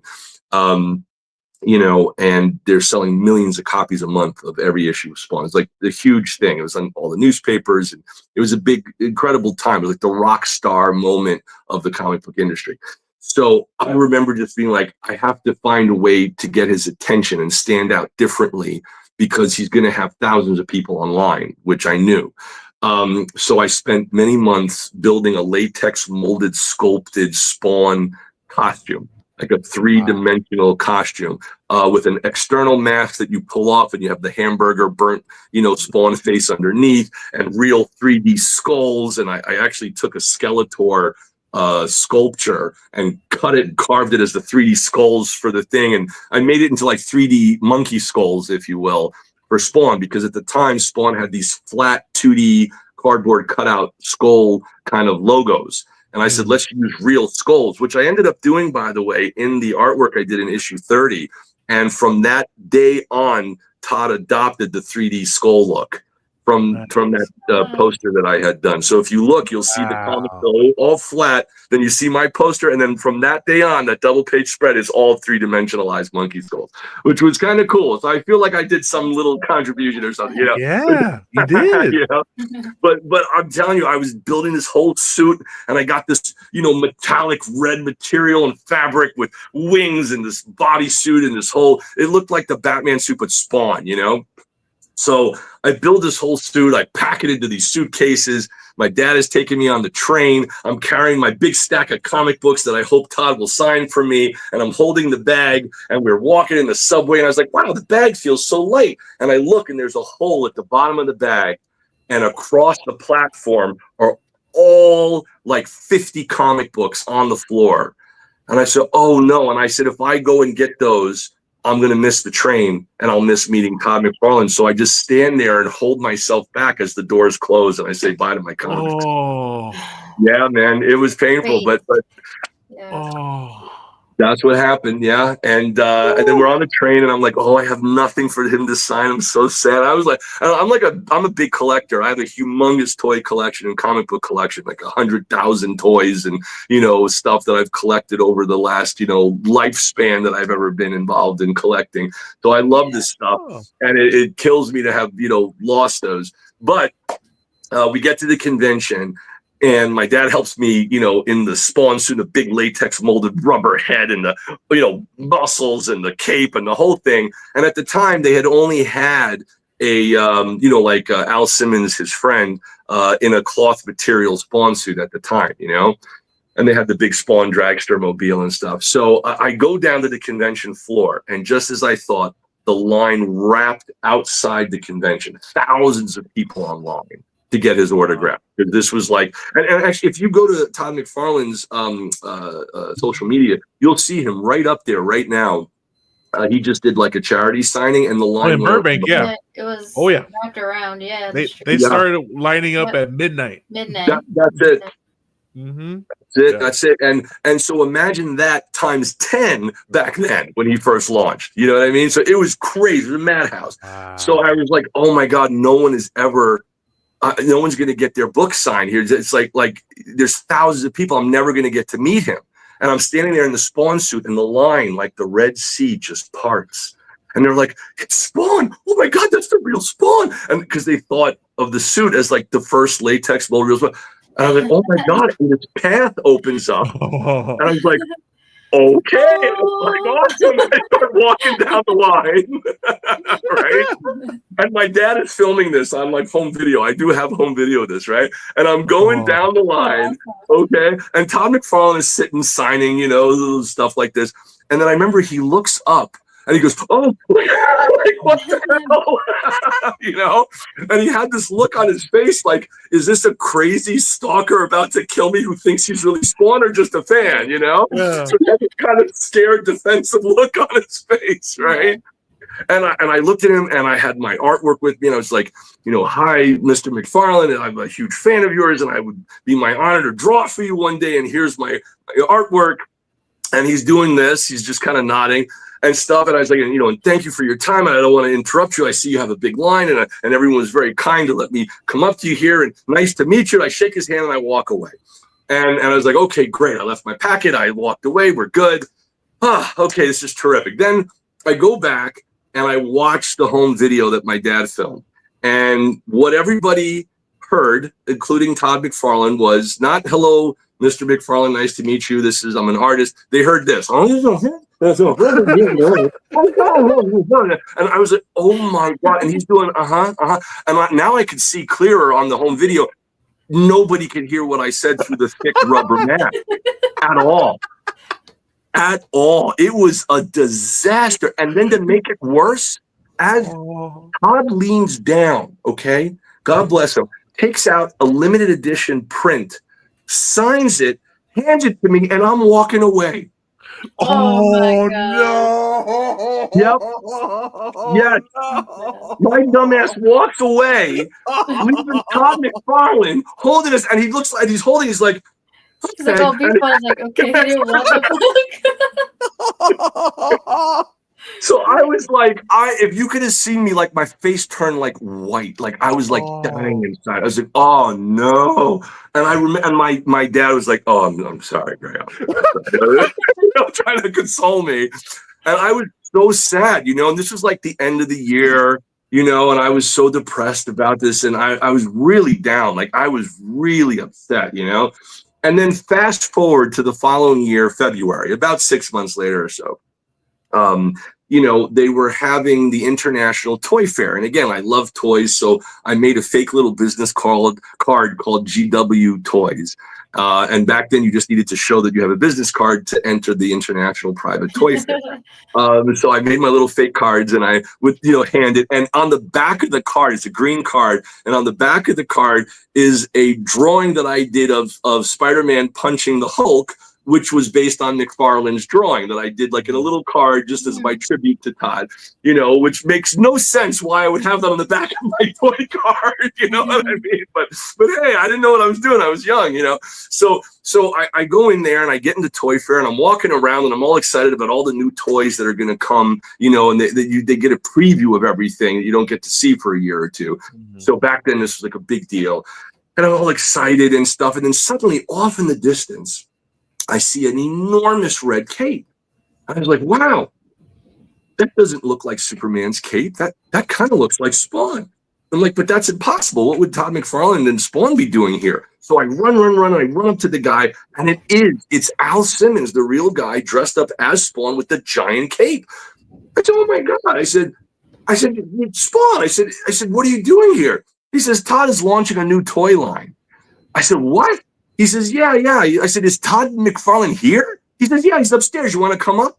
I'm like, yes. Are you kidding me? You know, so I go up. Exactly. And so I go up and I'm literally, you know, walking next to Spawn. And I'm like, this is just unbelievable. And there I see sitting in a little cubicle is Todd McFarlane with the head of Toys R Us pitching that he has new action figures for Todd Toys called Spawn. And it was the birth of his toy company, right? Which is amazing since, you know, McFarlane Toys now does all the DC, you know, line and Mortal Kombat and everything he's been doing with Spawn. So I'm sitting there and I'm like, there's nobody else here to get his autograph. This is crazy. This is amazing. And I remember saying, you know, I really wish that I had my portfolio with me. And I look down and I'm holding it in my hand and I have no recollection of taking that portfolio. I literally do not have any memory of taking it. It was just there. So whatever that is, I'm not questioning it. I'm just saying, thanks. I had it. There we go. Yeah. And I have pictures of me in the Spawn suit I had made from last year at that time in the portfolio. So when he finishes with the Toys R Us rep, I go on, I was like, Mr. McFarlane, I was like, hello, it's so nice to meet you again. I said, I was the guy in that Spawn suit at the Wizard World. He's like, that was you? I was like, yes, look. And I show him the pictures. And he kind of smiles and he's looking at the pictures in the portfolio of me in the Spawn suit, right? And I said, I'm so sorry. I didn't realize you couldn't hear me through the mask. And he's like, I don't know what the hell you're saying. You know what I mean? I was just nodding and smiling. Oh my God, yes. You know, and I said, I'm so sorry. I didn't even realize that you were handing me this artwork that I walked away. I wasn't trying to be rude or nothing. And you know, I sound like a real idiot. I swear, I was just embarrassing. But I was squirming and I'm nervous, you know, and I'm sweating and I'm showing him this stuff. I said, listen, I was hoping maybe I could draw some kind of image of Spawn that maybe you could put in your comic book as a poster or a pinup or something like that, because I saw you had a pinup from Frank Miller. So of course, why wouldn't he give an unknown person the same shot? Right? It's very ballsy, right? To just come out with that. Jesus, I don't know what I was thinking, but I'm showing him the work, and I drew this futuristic version of Spider-Man with armor over the city. And he's like, hey man, he's like, that's kind of interesting. He's like, I want to see what you do with Spawn. Okay. And he shakes my hand. I was like, oh my God. He's like, here, fax me the artwork, draw it in pencil first. Wow. And I was like, oh my God. So of course, instead of doing one page, I was like, let's do a double page. Yeah. I was like, let's just go all out. You know what I mean? I'm really amazed when I think back and how, you know, I had no filter or something. I didn't know what I was doing, just going for it, you know? So I remember spending this tremendous amount of time, literally penciling, in a way I had never done before. And I worked so hard. And first, I actually have a video of it on YouTube. I showed the making of it. I saved my sketches, my thumbnails, my roughs. And I showed the rough sketches to Joe Orlando at School of Visual Arts at the time. Yeah. You know, and he was looking at that and he was like, wow. He's like, okay, let's see where you go with this. And then a friend of mine had pointed out that maybe I should, you know, make his chest look a little stronger and a little bigger. And I was like, I'm gonna do what you said. Thank you. I'll do that. And I redrew it and I made it stronger and a little bit more. And I wanted to make Angela, at the time it was Spawn and Angela versing each other. You know, I wanted to really bring that to life and make her like an Amazonian. So I made her, and I was thinking Brigitte Nielsen in my mind. who was Rocky's, ex-wife at the time, or at the time I think they were together. But she was in Rocky 2, I think, or what was it? Was it Rocky 4? Rocky 4 she was in, right? Big, Amazonian looking blonde, girl and stuff. And I was like, let's make her like attacking Spawn and everything like that, which was like a big thrill to be able to do that. And, and I did the pencil and I faxed it, and I'm waiting by the fax. Nothing, absolutely nothing. And I was like, oh, this is terrible. Did they get the fax? Did they reject it? Do they hate it? I don't know what to do, And this is now when Joe Orlando held up the work in School of Visual Arts and said, everybody, this is going to be the first printed work in the class. Take note. And I was like, oh my God, that's when everyone started to a big divide. Half was happy for me, half hated me. You know what I mean? It was that whole thing. So fast forward, I didn't know what to do. And my mom was like, you know what? Why don't you fax him a cute little note of you fretting, like you actually are fretting, waiting for the fax. So I drew a cartoon version of myself standing at the fax doing this, waiting for a reply, and I faxed it to them. Nice.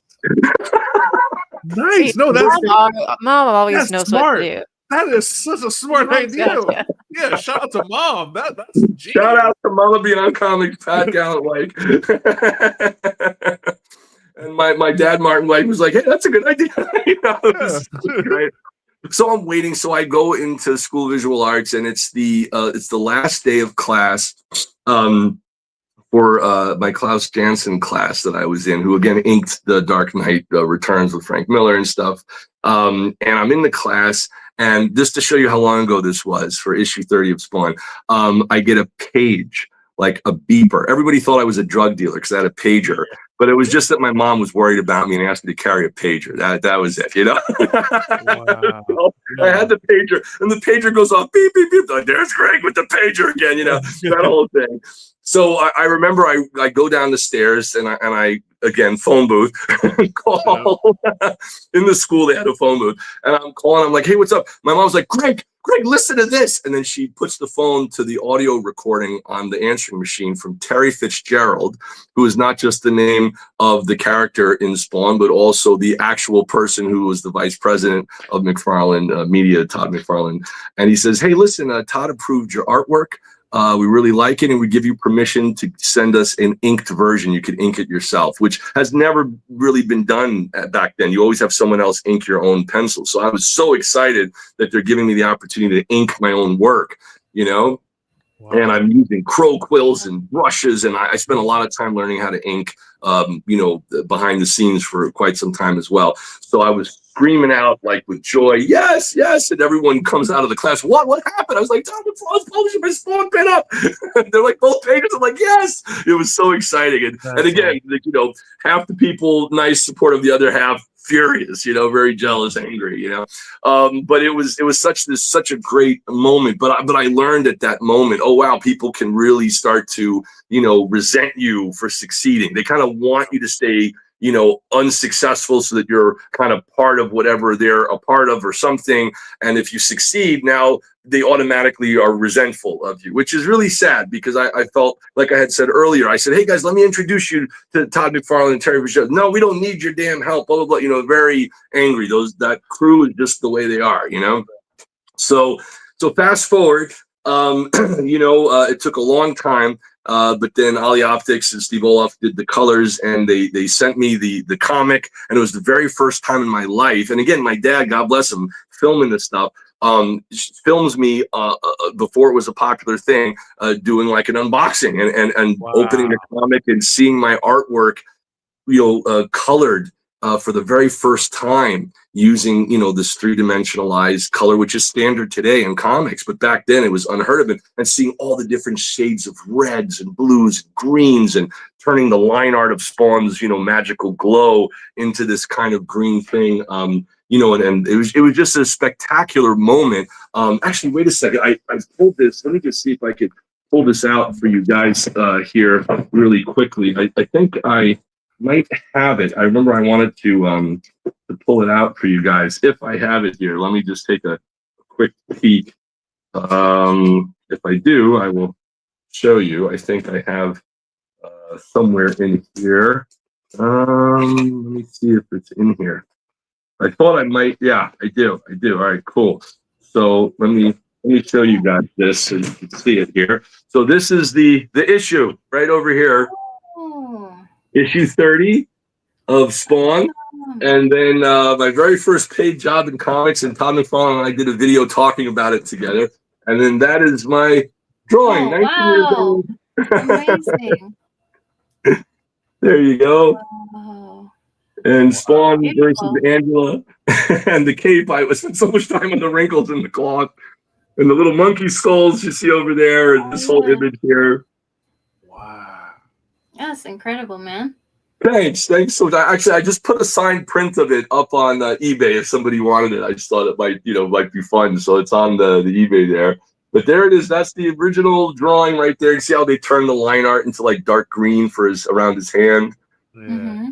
And then as a tribute to this, one of the things that I did in my current comic book, Gakito, is, and I think I had mentioned this to you guys last time, is I wanted to do a little tribute poster to that. So I did this here of Ice-T's wife Coco as our character Cleo fighting Gakito. Oh, yeah. Nice. Nice. So if you hold them together, you can kind of see the tribute of the pose. So 19 now. Wow. So there you go. It's been a long way, a long journey, as they say, Greg, So you man, get to do that. you have such good speaking skills. I don't understand how Great you were storyteller. left Great in a storyteller. room Yeah. by yourself for so long and not be able, because we're definitely past time, but I don't want to stop. Like and still there's so much I want to know, Part right? two. Like I please, I think we need you part 2 just to go over your collection, because I want to see. Yes, what I you want to collect. see what you got. Like, because I know your collection stories have to be insane. Like I know of 2 toys that I already want to see that I heard from other. Like, you have an Inspector Gadget transforming van that I gotta see this thing. Like, So cool. or just know. And then another thing is if we can definitely just have you back just to go over your collection. Oh, that'd be so much fun. Yeah. Yes. All right, cool. But Absolutely. I do have one more question for you, and I don't know how you're doing on time. I'm sorry. I'm sorry, ladies. I took over. I'm excited. It's No, all it's good. good. Yeah, this is good. So, And by the way, I wanted to say before I forget, so all this, I'm so sorry it took so long, but this was to answer your question. When did I feel that I finally was in the room you are good. You're good. doing doing the autograph signing for the Spawn poster at comic book stores was my first time ever signing and being on it. And fast forward to when I was with Ice-T's wife Coco and Adrienne Curry, whenever America's Next Top Model at Comic-Con, signing for the Gakito comic book on their TV show. That was a big breakthrough. That's when I felt like I made it kind of as my entree as an artist into comics, and then for my own creations, with them. So that was great. And then, of course, getting Kari Tagawa, star of Mortal Kombat and The Man in the High Castle on Amazon Prime, as our supervillain, Lord Shinryu, in the comic book. That was a huge breakthrough for us, and that's him. For those of you guys who remember him in the original and the the new Mortal Kombat video game 11 as well. He's been really great, so I drew him as the supervillain in here. Available at VeVe.me. Okay. Right now, go right now. You can get your digital read-only copy right now, $5.99. Go into the green app right now. All right, I just one more question, and again, I don't understand how they did not let you speak, man. You are a wonderful storyteller. This has been very entertaining. I really, your energy is infectious, and it's just really cool to talk to somebody who really loves their craft and does what they love for a living. Like, you are like a living testament of just don't quit on your dream. It's hard going. It's hard. We very see it. hard. We see it, but that's the beauty of it, right? You do it because you love. You have that passion, and we can Yes, yes. still tell it burns in you. So that's a beautiful thing. Thank you, man. Thank you. That leads me to my question, because you have come from the school of technique, right? Where you're drawing, hand drawing. You come from hand drawing, everything lining, and then you're starting to see, all right, now they're having this kind of concept of drawing coming in, and now leading all the way to AI now. Yes. So what is it like for you, and what would you say will be your advice to artists who are kind of scared of it all going away? That is such a great question. Well, I'll tell you, with this book, with Kikito, the cover is drawn pencil and inked by hand, and then scanned to the computer, digitally colored, and then so is the first page, right? But I transferred after this page to drawing directly into the computer on the Cintiq Wacom, the Wacom tablet. So everything else in the book was drawn directly on the screen. And that was a big transition for me, and very hard to get used to drawing, because the screen was very thick that I was using at the time. The same one that Todd McFarlane was using up until a couple of years ago. So all the work in the comic book here was all drawn directly on the screen by hand, which I found to be actually kind of harder, because at the time it was difficult to get like a thin to thick line, but what was easier was that you could zoom in and really draw like the eyeballs and zoom back out, and it's like it looks perfect, you know? So being able to add more detail, but at the same time there's also an art to simplifying drawings that have a long distance shot. Like, for example, if Spider-Man is drawn up close, you see all the webs, but if you draw him in a small panel, you don't see any webs. He's just red. Right? They remove the webs. So you have to kind of artistically choose what to do. And then that brings us now fast forward to AI.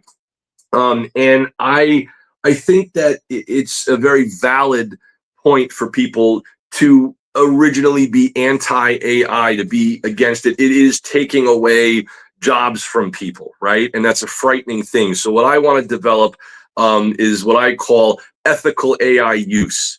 Where you are using AI as a tool the way you would use Photoshop. But this comes down to the individual. You know, this is a big ask for people to do it.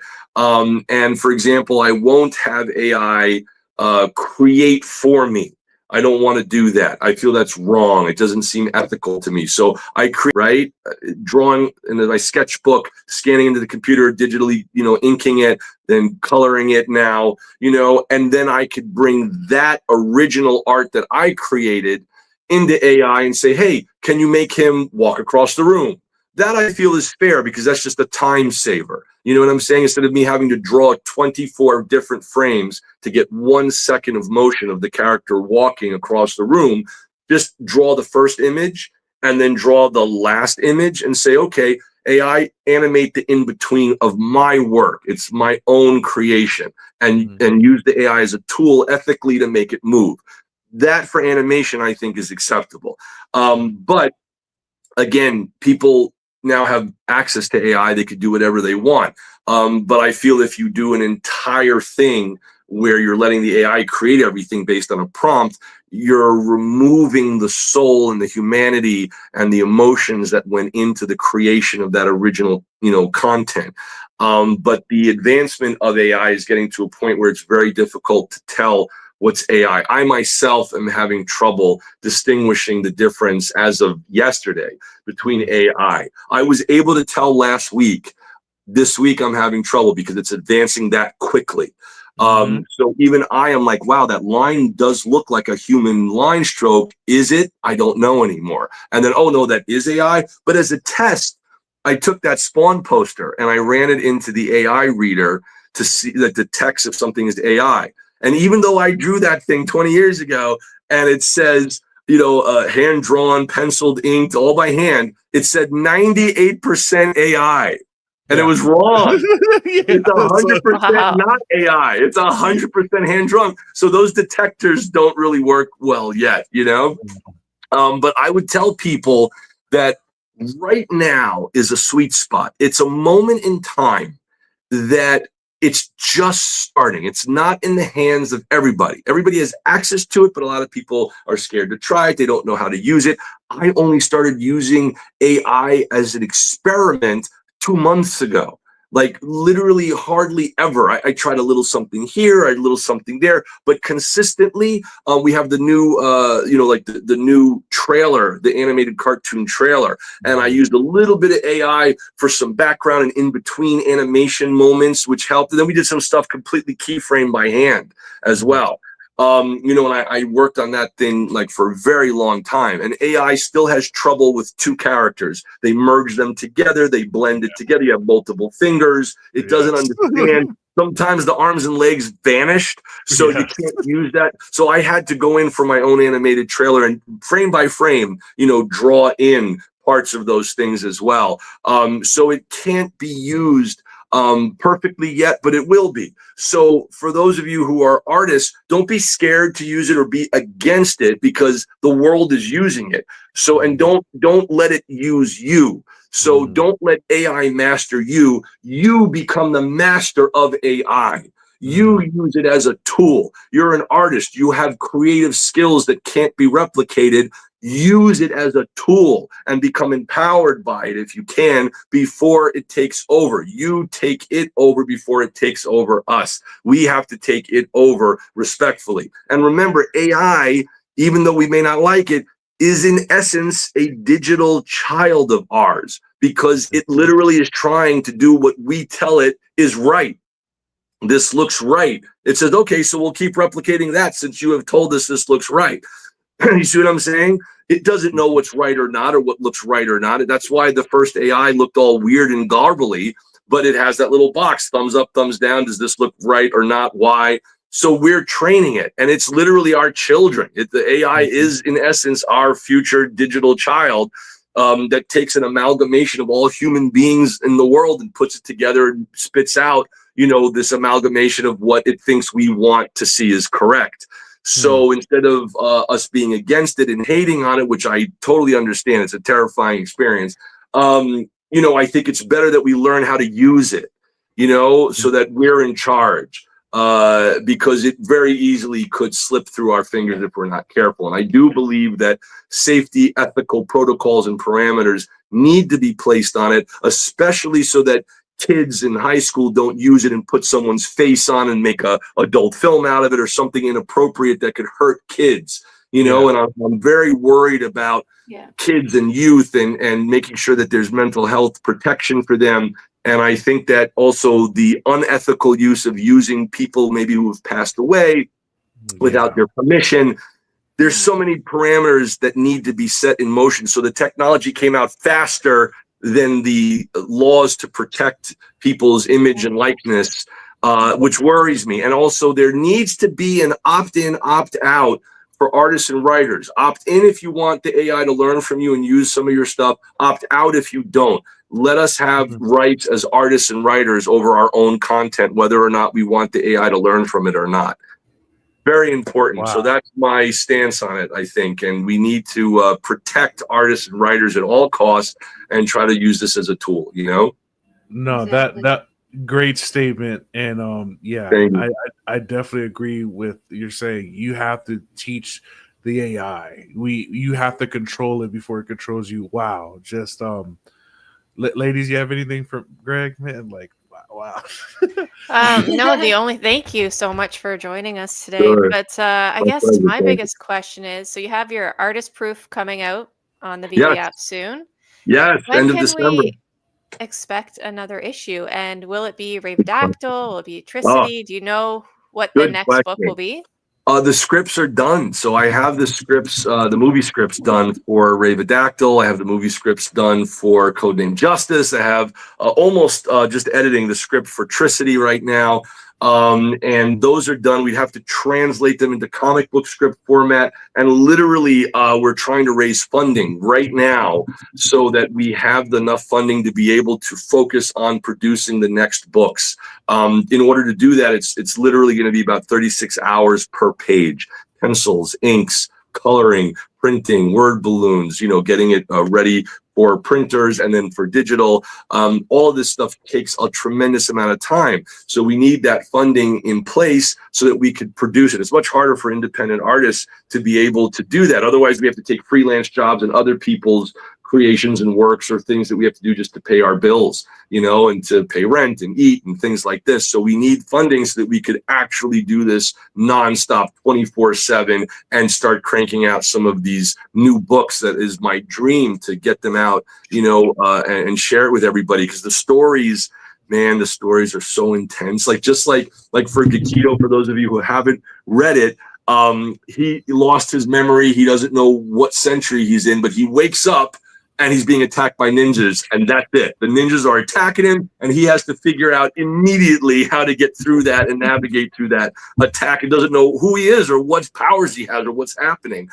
So if you check out the animated trailer, you can see it on our social media. Please follow us on social media for updates, by the way. We might even pick one of you guys to have your name and your likeness possibly appear in one of our next comic books, which would be really cool. Ooh. And yeah. So basically, I want to work on these things simultaneously, but we need funding. So if anybody knows investors, let us know. That'd be awesome, and hopefully we can accelerate production a little faster on producing the books. I already have like a few pages here and there, kind of lined up, penciled, and things like that. But it's a very intense story. And Codename Justice deals with trying to get to the truth behind all the corruption and conspiracy theories and find out what's real and what's fake and what's true and what's false, and this is a Codename Justice over here.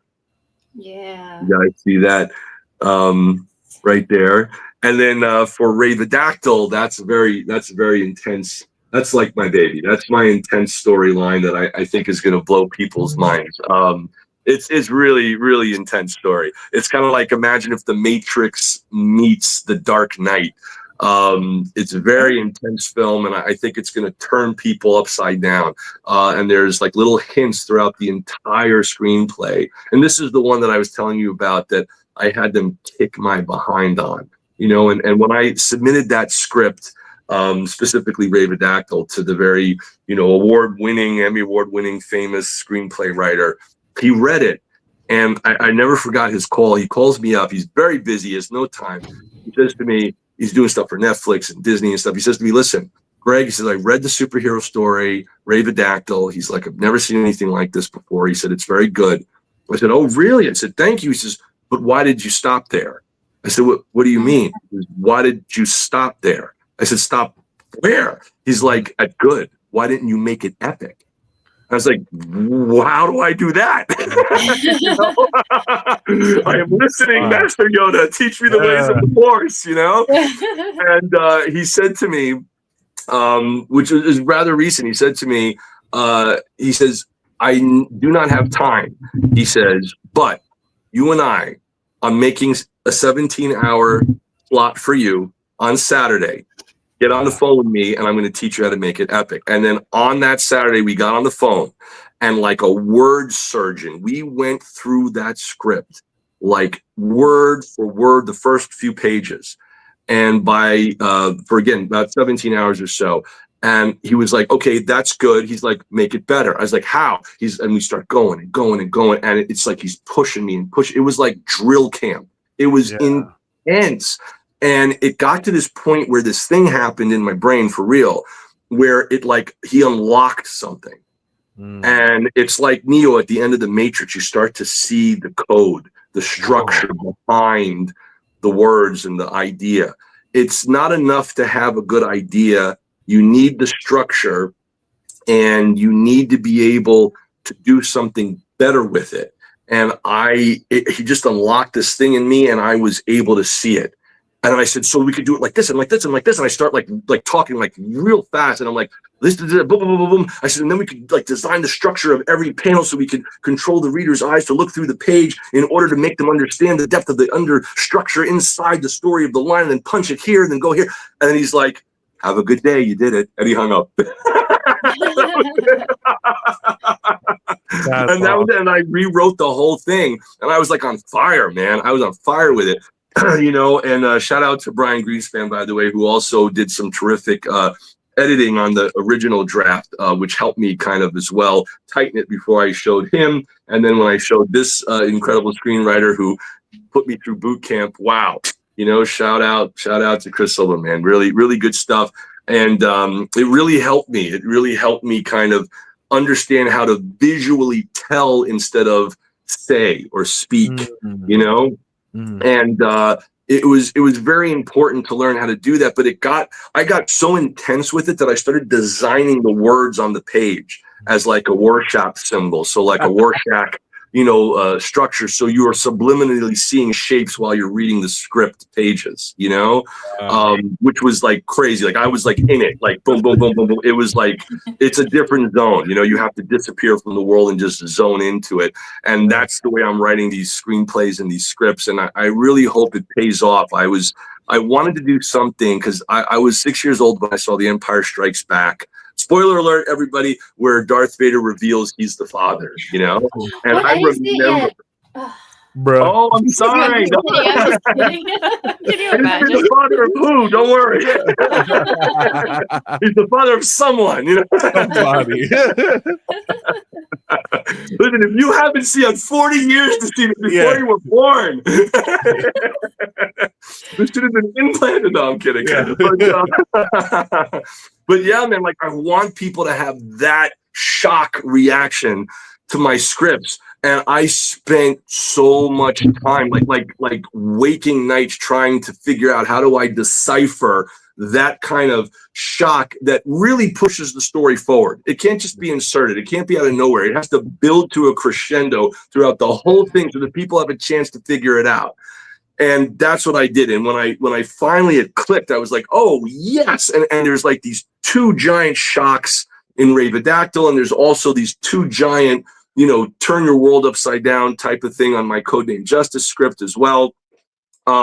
Shocking reveals, shocking twists and turns, things that I think will just have people be like, oh my God, like how, like what? It's like trying to take that twist shock ending of Star Wars and turn it upside down on its head in a way that hasn't been done before, but gives you that same feeling of wow, and I wanted people to feel that. I wanted to feel it. I wanted to make sure that when I'm like my hardest critic, and people don't know that, but like I beat myself up with this stuff until I nail it, and I won't stop until I nail it. And if I can't nail it, then I'm not going to stop until I nail it. Once I nail it, pow, then you come out with it. So now all we need is funding, and I could start, producing it and release it. And I hope you guys will enjoy it because it's a real journey. It's like a fun, adventurous journey to take everybody on, and see, I want to run contests. Like, can you figure out the ending? Can you, before we reveal it, I want people to see how close they come. And I really want to give like a special, like maybe a signed original sketch or something to whoever figures out, the ending, if they could figure it out and put those pieces together. Cause I'm dropping hints constantly. Oh, you got the right crowd for that. We all like to be detective. We're all super like to get into our stories and stuff like that. And definitely, man, awesome. whatever you're gonna need, man, I think this community is definitely going to support you because Thank you guys. Thank you. Again, we can see the passion that comes through you. We can see the passion that you put in your project, and it makes us excited, right? It makes us excited to see what else you're going to put out, man. And how much. And now we learned your craft and how much dedication it took, right? Just to do a page. And now, hopefully people come out of that with, the perspective, like, look how much work comes into these things that we collect. It's really true, man. That's beautifully stated what you just said, because people don't realize, like, when you're sketching and penciling, first you have to plan out the whole book in like a rough storyboard format. That takes a long time, and then you pencil for about 8 to 12 hours, then you ink it for about 8 to 12 hours, and you digitally color it for about 10 hours. When you put it all together, maybe 12 hours if it's a lot of detail, it's about 36 hours per page, including adding word balloons and just putting the dialogue and making sure it fits together and tells the story. So it's a whole thing, but I hope people will enjoy the animated trailer. I don't know if you could pull it up, maybe show them like the little preview, because it has all those characters in it.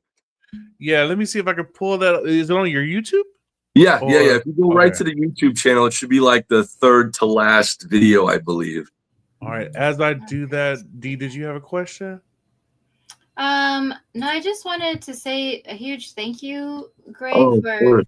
coming back on and just talking story with us and sharing your your backstory. And you have some really amazing experiences, funny experiences, but it Yeah. all like led to where you are now and your success and what the future holds for you. I'm very excited. Looking forward to seeing your collection when we have you Oh, back thank you. on. Get to see what's behind the scenes. We just love to see what people like collect and Oh, thank stories you. behind all that. So Thank you. I'm sure So you got I'm lots of literally stories. like unpacking some of it now. Like I have a whole bunch of, different stuff. I got this guy out already, Silverhawks. You guys remember him, right? Oh wow! Oh, that's cool. There's a whole bunch of different characters, and I always love these little things here. There's always so many fun things to play with and explore and be inspired by. I love holding imagination in your hand. Like when they did our action figures, oh my God, that was like such a dream come true to have that produced and made of our character Cleo and our other character Tricity. And this is if you guys look closely, those are the action figures there. Oh, okay, yeah. So that was just such a blast to be able to get out those action figures. These two right here. To actually like hold it right and see like what your work has come to. Yeah, that was mind blowing. And God rest his soul. Before my dad passed, Martin Weich, he had the first issue of Action Comics #1 Superman back in 1938 when he was 6. And, he gave it away. I told you guys last time to this teenager when he grew up and hoped somebody would enjoy it. And then that sold for $6 million. Whoever got that money, we wish he held the comic. But my dad and I used to play with toys and action figures. So, I had the prototypes finished before he passed, and he got to play action figures one more time with me, with my own figures and my own creations. And he was smiling from ear to ear, because he was such a big fan of comic books as a kid. And then to have him make it his own kid who made toys for us to play with was a wonderful kind of coming full circle together. And as a gift for my parents' anniversary, they were married a really long time, almost 50 years. It was getting close. Wow. Awesome. And I made action figures of them as Ken and Barbie and gave it to them, scanned their face. They didn't know it. Yeah, I took a scan of their face. They thought it was like a long photo, but I scanned their face and then, turned it into actual action figures and gave it to them. And they were so happy. It was great. That's that's cool, cool. man. Greg, man, I really appreciate you coming on, man. We're gonna leave it off with we're gonna leave you off with the trailer. Any last words? Again, congratulations on your sellout. Thank you so much. Thanks to all you guys, the VeVe community. Love you guys, man. Thank you. We got to stick together, man. Yes, sir. Again, we're definitely going to get you back on here, man. I have to know about that collection, man. I have to know. Again, man, what a great storyteller. Thank you. Thank you, guys. Thank you. And thank you guys so much. And please follow on social media if you get a chance. Again, it's here. I'll hold it up so you guys can see it. It's at on X or Twitter at BeyondComics, not to be confused with the comic book store, but at BeyondComics. You'll see my name, Graig Weich, above. Also on YouTube, BeyondComics TV, all one word. And then on all the other social media, Instagram, TikTok, Facebook, it's at Graig Weich, Graig Weich. So please follow along, guys. And I'd love to have you guys on board and see our next launch. Awesome. Yeah, man. Can't wait. All right. Thank you again, Greg, man. It's been a pleasure having you on, man. We'll see you next guys. time. Thanks to all you guys for helping get the word out. Heck yeah.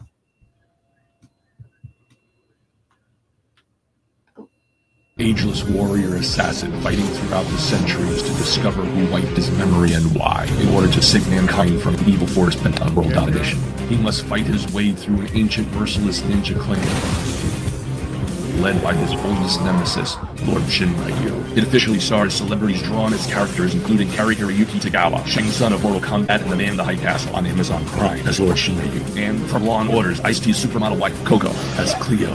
Yakido features a preview of VeVe Comics.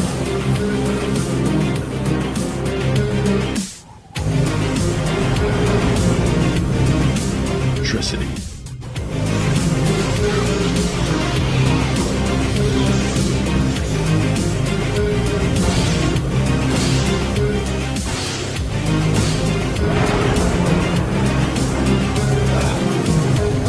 And codename. Oh, I didn't know. I don't know about the background music. My bad. I just got a word from our producer. No, it's on. Now I can hear you guys. Yeah, all right, cool. Yeah. This is crazy. But the sound just cut out on the trailer though. Yeah. Oh. Yeah, we can't play it because we don't own it. So we don't No, want I to give you straight. permission. It's okay. Your YouTube doesn't know that. I actually own all the audio on that in the video. You're good. I will not flag you. Wow. So Okay. right now it is available right now, guys. Make sure you get it in there. Scan the QR code.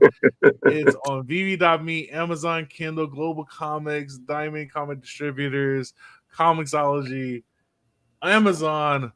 Get it. Support our friends. Get out there and make sure you go on to BeyondComics.tv. Let's go. Awesome. That was Let's great. go. Right there, they have a whole thing. It shows you a little bit about everything, and then you get the different variant versions right there. Support our friends, guys. Let's go. We want to see this movie. We need to see this movie. Yeah, put the Let's links go. in the chats too if you guys want to follow. Right on. Thanks again, Thank Greg. you, guys. Thank you, Greg. Wow, what a great! So see, good. I love good conversations like that. Me It feels too. good. It feels good, man. Shout out to Greg. Dude, I wanted to talk about his collection, but I was like, dude, we are so above time. But this story is so good. Yeah. I know. That was good. There's no Just have way, to do it again. right. What a really cool guy. Really cool story. Speaking of really cool, jeez, look at it go. Oh wait, I'm not even showing. I'm not showing anything. My bad. $14,000 for our guy. We are blasting this, guys. We are killing this. This is a great job. Support your friends, man. Support your friends. Still 31 days to go. Still can support any way you can. Shout out to David. I know this is super duper exciting for them. Nice. Let's go. I know all of you guys have been waiting for the giveaway. Let's go. Make sure you put in the hashtag Turtle Power. Turtle Power. That's right. You have to have the patience of a turtle to get in this giveaway and actually be here still to win. Let's go. Let me remove my screen. Put yours up. Let's go. 16 people in for the giveaway. Make sure this is your last chance to get in there. Maybe Majin went to sleep, huh? Maybe we went too long and he napped, and now it's an opportunity for you all. Let's go. All right, we got 16 people. I think there you I was just gonna say his bot's in the chat somewhere. You thought he was sleeping. He's still here in your dreams like Freddy, baby. Let's go. Yikes. All right, 16 people. Let's run it. Let's see who's going to go away with the VeVe sponsor giveaway. Shout out to VeVe. Good luck, everyone. Good luck. Giving us the giveaway every week. We are proud of VeVe affiliates, and that is we win. We win our own giveaway. We win. Can you imagine? Imagine. All right, we rerun it. Here we go. Here's the real winner today. It's gonna be DDS. DDS, are you here? Are you here, DDS? Are you still here? Let us know. Let us know. You have 90 seconds. 90 seconds. That last time, all right, DDS, come on, you gotta get back to get to the phone. Stop playing the drums, man. Get back here and let me know you're here. Oh man, what if he's in the office and he can't get to the phone? He's trying frantically to get there. I'm here, please. Let's go. Stop cleaning teeth. Stop Yeah, just cleaning. stop where you are, pulling out some molars or whatever with some teeth, and just That'd be say you're so here. funny. Like even a dot, a period would work. All right. Oh, we're gonna give him 60 more seconds of grace and gratitude, and let's see 60 what's gonna happen. seconds. That's so long. Okay. Oh my gosh. That's long. Oh, we waited. Raven, did you do your 2 pulls yet? I did. Okay. Did you get it? I haven't opened them yet. Oh! Can you show your screen? Wait. Right now or after this? After this, my bad. I got too excited. DDS, you have 30 seconds, my friend. 30 seconds, DDS. I know. I think Raven got it because they're gone. They're gone. Is it sold out? No. It's 25 left, but the 2 big ones are gone. But Oh, I yeah. mean, One got pulled while we're still talking to Graig. yeah. All right, it's time for a reroll. Sorry, DDS, man. We'll get you on the next reroll. one. All right, here Next we go. one. Third time's a charm. I'm sorry, DDS. I know you're listening to this right now. Like, I want to get back. I want to get there. Raven! Let's Take that, go. Majan. No, spin it again. I'm not allowed to win.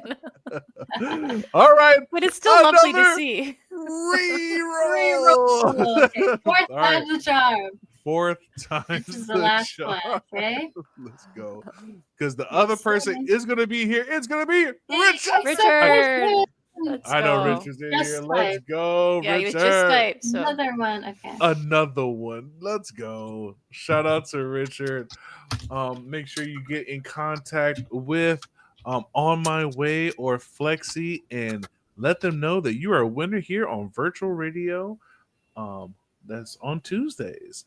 Let's go. And we're going to take it immediately to our correspondent, Raven, who All has right, 3 mystery cases. while I do Fanable. this, should we have people enter something in the chats for the Fanable giveaway?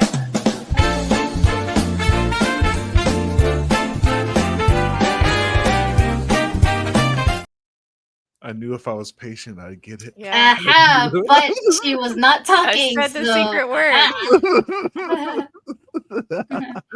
Let's right. go. Put your crackers in the comments. Yeah, put the quacks in the comments. That's what I'll be doing if you guys can take over. All right, I'll Does go Raven with... have the grill? I'm not going to open this one because this was my very first secret case, so I'm going to keep one in the case. Ooh. But this was one I bought when we went live, and then I bought the one when I went below 50. Cases left. Ooh, let's go, Raven. I was trying to click on the StreamYard. It didn't work. Oh. Here we go. Let's go, Raven. Let's go. Here we go. Case number 812.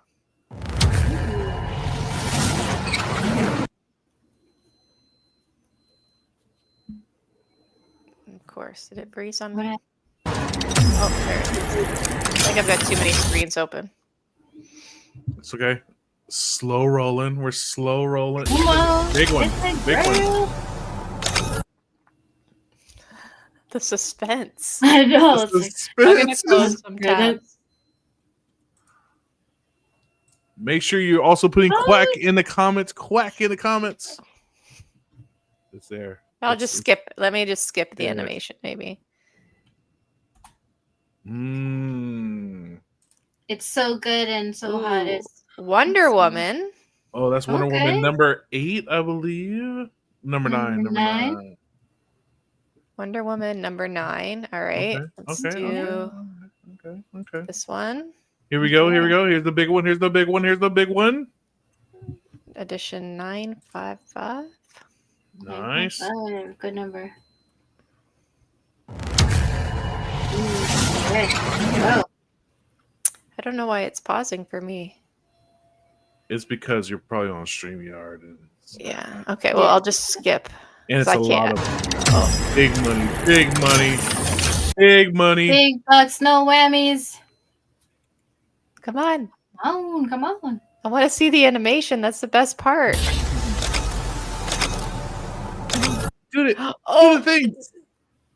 Do the thing. Do the thing. The thing on my jig. Come on. oh, it's about to spin. All All right, See, it's got this is 3 more awesome. seconds, and I am just going to skip it. Let's go. Come on. Iron Man. Ooh, Nice. Ooh, Nice. nice. Kind. Let's Siggy. go. Let's That's a view nice that Iron bad Man. boy. Let's get Iron Man it. Legacy #1. Nice. Sweet. Signed by Fred Van Leet. Let's go. So yeah, you can already has an Nice. offer of 90, but Nice. Nice. There you go. There you go. paid Good 29. job, Raven. Let's go. go. That's a good one. Nice. Heck yeah. If you took We'll the offer, do- you would have enough for 2 more pulls. Well, no, you ran out of pulls. Never mind. I'm all done. Yeah. But I For got a a side signature.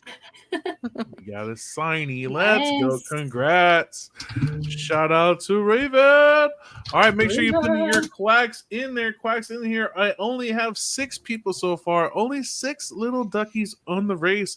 Very good odds for that Mhm. $50 Fanable mystery case. You got Ooh. Mahalo, Majin. Holy Free Holy, Shankster, Ryan Lido, Fro. Okay. Oh, that's it. Docky one in. Docky one in. Put a quack. Put a quack. Put a Quack quack. it up. Quack a duck. Get no quacker in there. All right, but All those right. are good odds. I will do it with only 6. I will do it with only 6. Let's do it. Tip me. All right, let's skin it. No, what? Skin it. What? Skin it. Spin it. Oh, spin it. Oh, okay. Yeah. You're afraid. Yeah. I was like, geez, not the ducks. No skinning of ducks here. Yeah, we don't want to do that, man. All right, there goes Richard in there. All right, I'm gonna run it Nice. like this. Okay. Speak now or forever hold your peace because it is time. Share your screen. Yeah, I can't see your screen. Oh, my bad. Your duck race screen. All right. We now have our contestants' last call. Last call. All right. We have our race.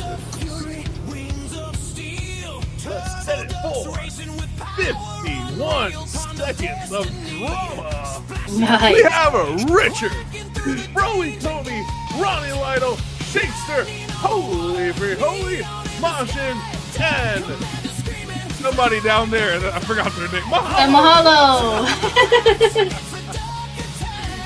Here we go. Sunday. I know. WrestleMania. No. All right. Good luck, Buckies. We go. Holy Tony dressed as a strong green one. That is very weird. I've seen that done before. Ronnie's the clown. Mahalo sneaking in there with Majin. Green, blue, and red. Holy Free Holy. But the Fro, Strawberry Man, Strawberry. Richard the alien is falling in the back. Shake the OG original touch all in the back. Gaining. Oh, there goes Majin. Majin sneaking in. Oh, Has it strong. Uh-oh, wait a minute. Oh, here comes Ronnie. He's not clowning around anymore. Will he beat Majin? Will the sensei be the apprentice? Majin's holding up. Oh, no. where's It's Shakespeare. Oh, Bro's coming back. Oh my gosh. The power of That was an exciting one. Oh my goodness, the Strawberry. Whoa. Strawberry. The Strawberry wins. Now, I will say, usually when they are in the beginning, they're winning in the beginning, they're definitely going to lose. But he won. Like, he came back. That was actually cool. That was cool. Strawberry Let's for the go. win. The Congrats, Strawberry Strawberry Gate for the win. Let's go. I'd never seen the Strawberry Duck. I don't even know how that was rendered. That was wild. Let's go, man. Congrats, brother. What a great episode. Thank you guys for staying for our extra long episode today. But it is what it is. We had to when you have a great person just speaking from the heart, you got to get those stories. And what incredible stories, man. Like, what I'm just saying, like, I was really surprised of how great of a storyteller he was, man. Let's go. Fro, you have a chance to win pick number 1 through 7. I'll be your Froberry. I'll be your Huckleberry. Somebody tell. Let's go. Which one Shout do you out pick, to brother? Fro. 1 through 7, my friend. You give a pick. You give a pick. Let's go. Let's go, Fro. 3. Number 3. Here we go. Right. 1, Open up 2, 3. Number 3 for our guy, Right. Chloe Comey. What will he get? What will the Fanable Kiosk pick? Here we go. We are going to reveal.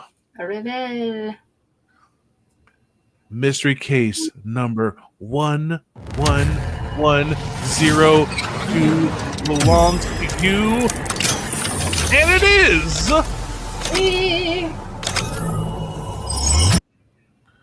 Star Wars Darth Vader number 59.6. Okay. Congratulations to you, Fro. Let's go. That's going to be coming to you very, very soon. Congratulations. Excellent. Congratulations. And, you know, if you don't want it, Fro, when it gets transferred to you, a beautiful thing is you can go to the offer tab right there and you can hit accept, and it's like it never happened. Money back to your account for another pool. Congratulations, Fro. Congratulations. Wow. And What a thank great- you.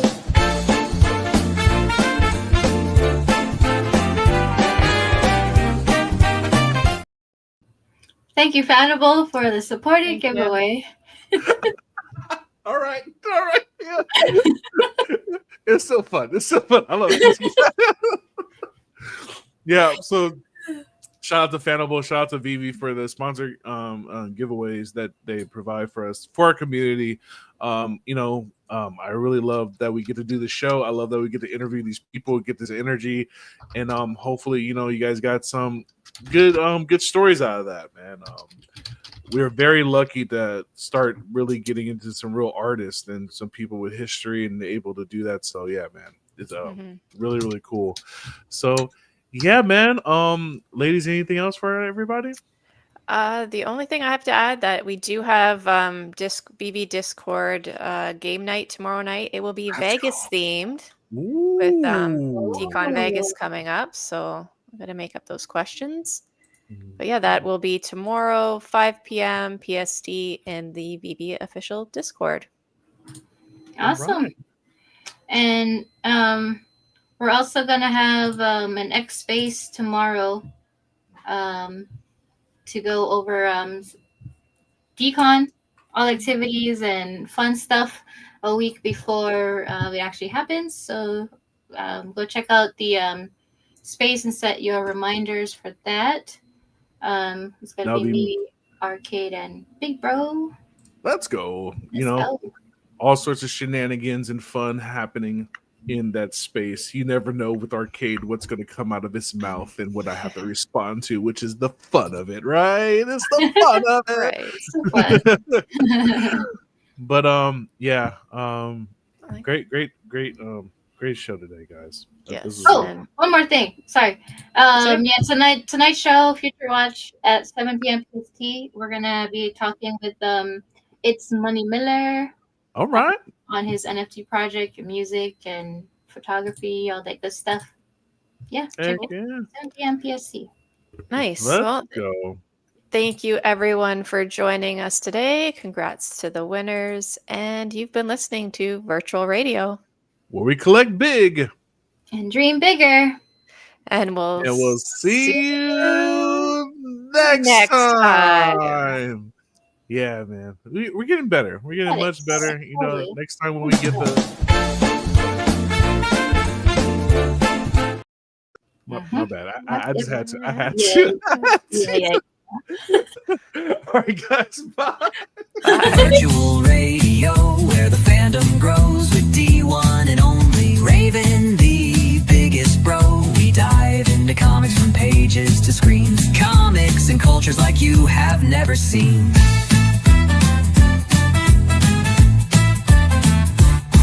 Get ready, kick back, and enjoy the show. This is virtual radio.